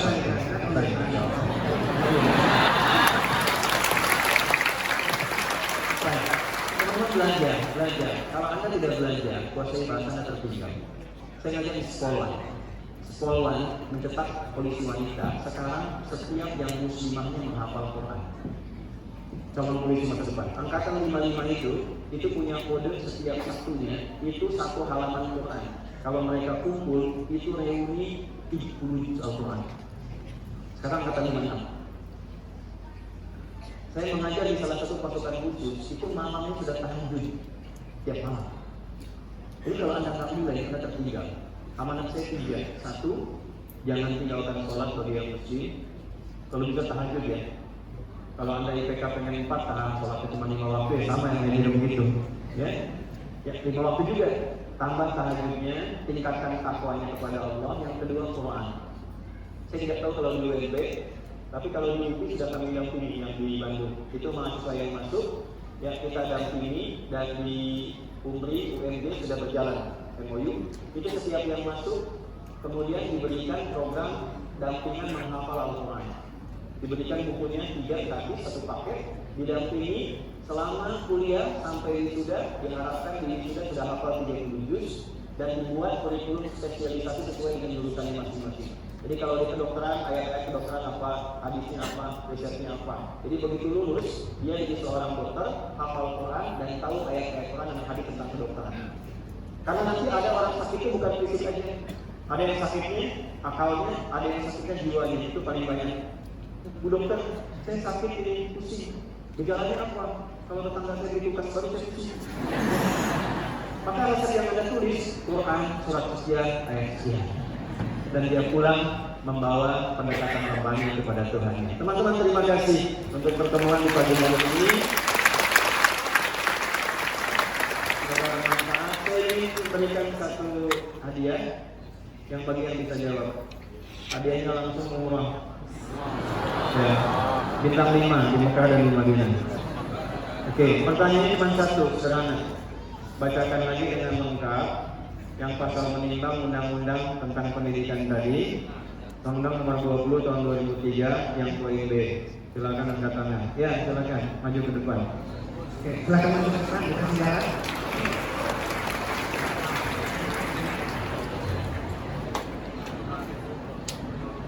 Perkenalkan, nama Anda siapa, di fakultas apa, jurusannya apa, kalau dari mahasiswa di sini.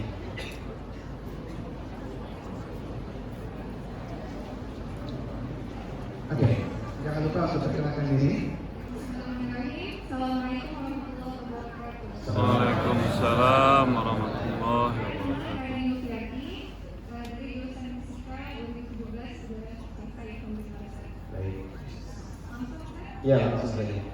Dari Undang-Undang Nomor 20 Tahun 2003 tentang Sistem Pendidikan Nasional yang poin 5B bahwa Undang-Undang Dasar Negara Republik Indonesia tahun 1945 mengamanatkan pemerintah mengusahakan dan menyelenggarakan satu sistem pendidikan nasional yang meningkatkan keimanan dan ketakwaan serta akhlak mulia untuk mencerdaskan kehidupan bangsa yang diatur dalam undang-undang.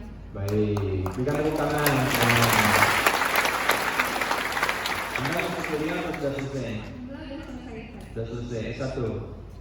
Lanjut S2, Insya Allah sedang prepare, Pak. dan prepare. Mau di mana? Rencananya mau apply ke Saudi, ya, tapi coba beberapa negara yang lain. Tapi Di sedang Saudi. prepare untuk banget. Di Saudi harus bisa, memang ada bahasa Inggris, tapi bahasa Arabnya juga ada Dia disiapkan. pakai bahasa Inggris. Ya, yang di Jeddah kan? Yang di Dahran KFUGM. Di mana? Dahran. Oh, di Dahlan. Baik, yang di Dahlan itu penentunya namanya Profesor Muhammad Rabi'ah. Baik ya, ada 10 kuota di dalamnya. Baik, nanti saya coba tanyakan kalau kira-kira bisa terjadi. Tapi kalau kira-kira ada perempuan nanti kita kondisikan. Yang penting nanti Anda operasi dulu, nanti saat mengulang. Mudah-mudahan ketemu di sana ya. Baik, terima kasih. Tolong dicatat ya, sampai ini 1 orang. Silakan kembali ke tempatnya. Berikan tepuk tangan.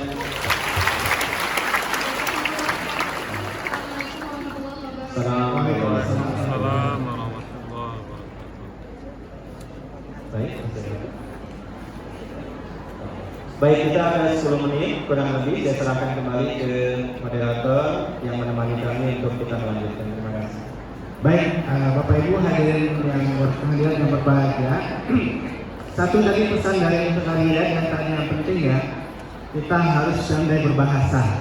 Ini penting. Bahasa asing, bahasa Inggris, bahasa Arab. Ya kalau nggak bisa mungkin bahasa Arab dulu aja dulu ya. Oke. Baik, sekarang mungkin untuk mendalami dari materi tadi kita akan sediakan satu sesi untuk tanya jawab. Kita buka untuk 3 penanya, silakan. Baik. Yang pakai topi hitam pertama, yang kedua yang tengah, lalu yang ketiga ayat di atas ya, di atas ayat pakai topi itu. Silakan, silakan maju ke depan ya.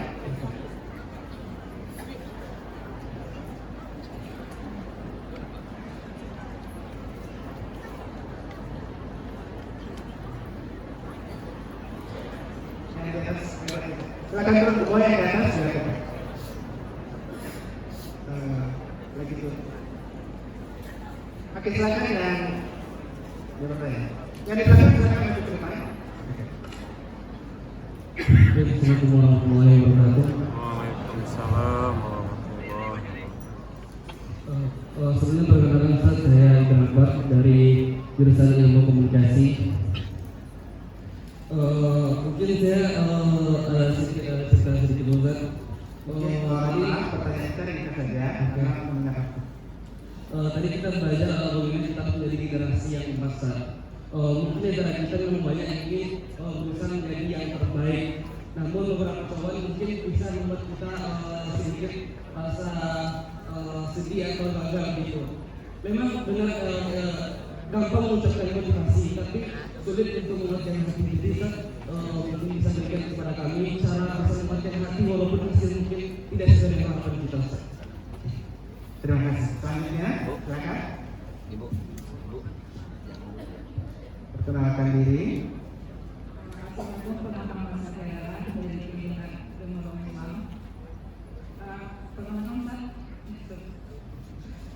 Ya. Kita dapat ngobrol. Sebagai guru di agama Islam yang teach di international school, di basic age-nya kayak 3 or 5 years old itu urutan materi yang kayak spesial banget kayak how to children to know about it. And also the question is, what do you think about kurikulum nasional yang menjadi kurikulum mereka sekarang, dan what do you think about that kurikulum? Also the question is that jika seorang pendidikan menghadapi materi dasar, what will you give the saran advice for the pendidikan? And also, next question is that can you please ask about your curriculum at Akyar International School, and also how do you teach Islamic research on that student with the fast growth technology, and also what kind of recommend for students, for teachers who want to work at that school? And lastly, this is a question. This is a question. Normally I get in Qatar University, Hamad Financial University, Abdullah University, I have a big professor. What should be really help me to help me give me a Terima kasih. Yang mana? Assalamualaikum Ustaz. Sebelumnya perkenalkan, nama saya Acel Ustaz. Saya adalah mahasiswi dari manajemen S1. Izin bertanya Ustaz, seperti yang kita semua di sini mungkin udah nggak asing lagi dengan istilah personal branding ya Ustaz, apalagi di media sosial. Nah, karena nggak bisa dipungkiri juga semua bakat, keahlian dan kreativitas kita akan lebih mudah diketahui dan dikenal oleh banyak orang Ustaz. Tapi jujur Ustaz, khususnya bagi kami seorang wanita ya Ustaz, terkadang ada rasa bertolak belakang dalam hati Ustaz.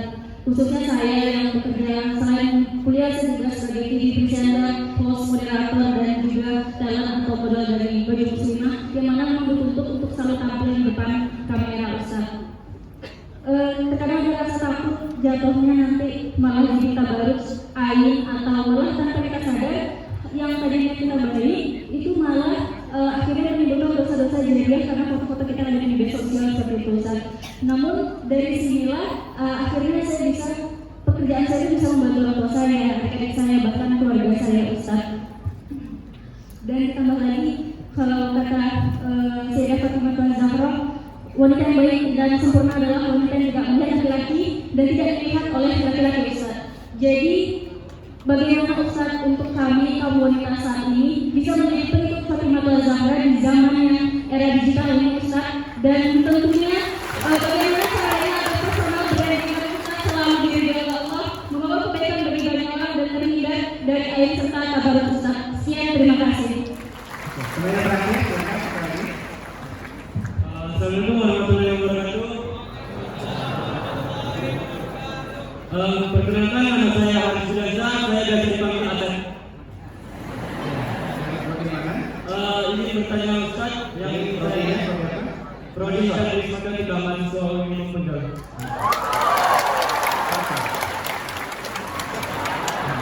Nah, yang saya tanya tentang Ustaz tadi berkaitan tentang sejarah, yang dimana saya ingin membahas sejarah tentang Belanda juga.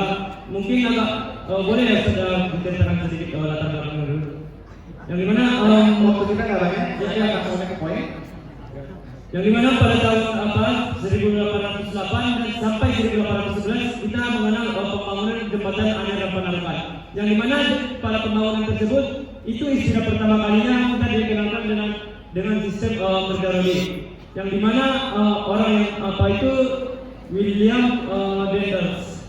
Nah, namun menurut pengakuan William Dendels menurut pengakuan William Dendels, beliau menyerahkan ada dana dalam pembangunan proyek tersebut, yaitu sekitar 30.000 ringgit. Saya juga tidak tahu bagaimana besaran 30.000 ringgit. Poin pertanyaannya, silakan. Nah, bagaimana cara memutus rantai korupsi yang telah lama berada, yang merupakan turun-temurun dari nenek moyang kita? Oke.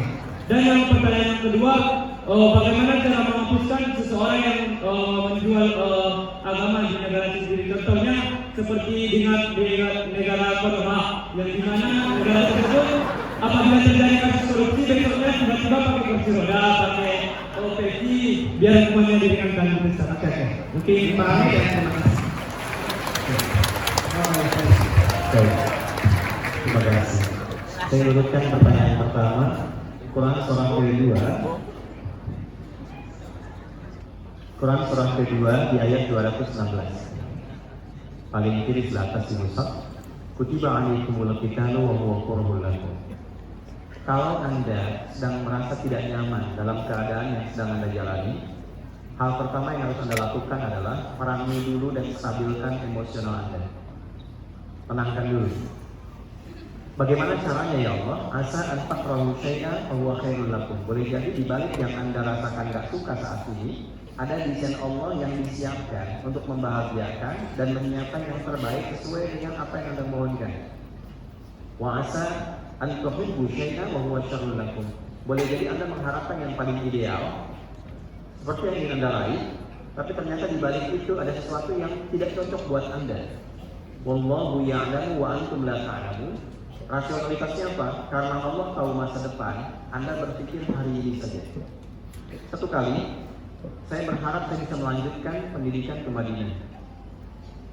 Sebelum saya lulus dari pesantren kelas 2 Anja, itu saya telah belajar kurikulum Madinah dan saya kenal beberapa guru-guru dosen-dosennya. Tapi ternyata setelah lulus, disiapkan seluruhnya sampai rekomendasi dari tokoh yang secara ikhtiar, tanda tangannya dilihat langsung diterima. Saking luar biasanya tokoh itu.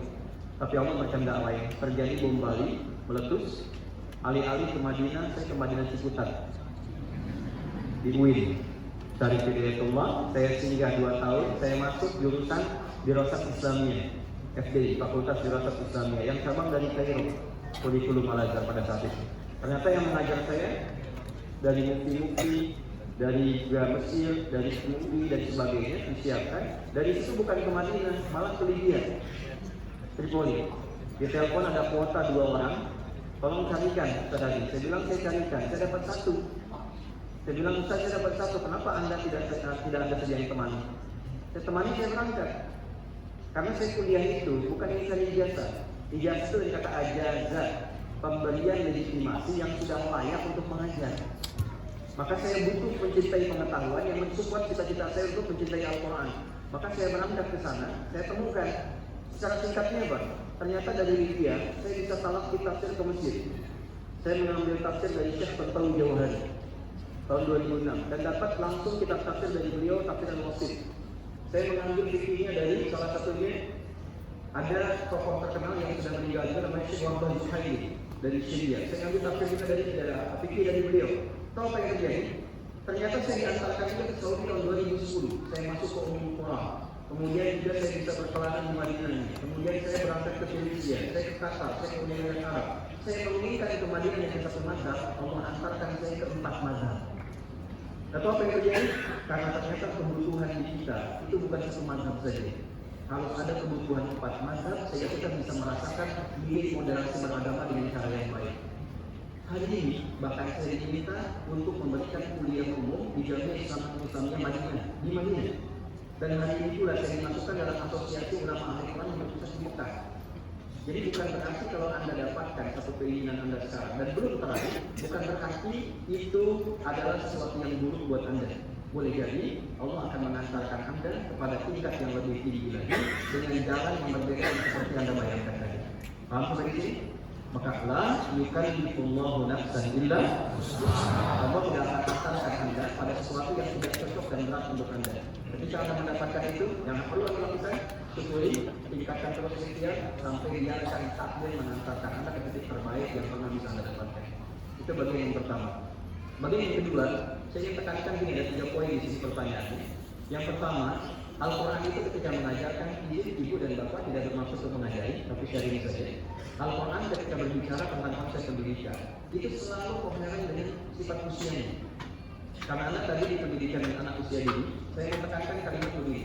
Dan dicontoh di Quran itu, kisah Nabi Yusuf, Nabi Ismail, dengan beberapa yang lain, itu ketika usianya masih dini, sekitar 3 sampai 5 tahun, sampai ke tingkat SD awal, lalu panggilannya Bunaya. Ya Bunaya, ya Bunaya, ya Bunaya. Dan tidak ada perintah. Tapi ketika dia mulai berpikir, mulai agak dewasa, itu kalimatnya mulai dengan perintah. La tusyrik billah. Ketika mulai sudah bisa berpikir, nalar sudah matang, jadi dialog. Ini arafin manani anti anbahu katang bermada tawa. Kenapa? Hal yang paling indah sangat luar biasa. Secara psikologi, anak-anak kecil itu masih butuh kata sayang, butuh perhatian yang dalam, butuh cinta.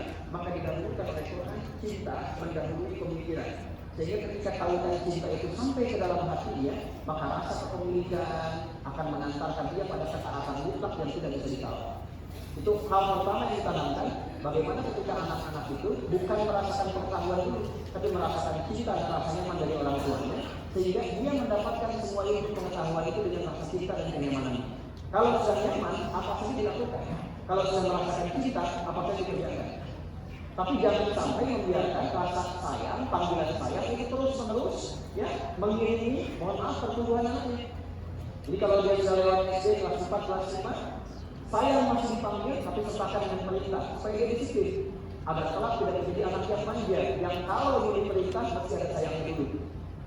Tapi anak usia kelas 3 SMP sampai dengan SMA, sampai kuliah seperti sekarang, dia sudah sulit untuk diperintah, sudah tidak mudah untuk digerakkan. Maka belok kemudian arahnya menjadi dialog, diajak berpikir, diajak untuk mengerti, dikembangkan nalarnya.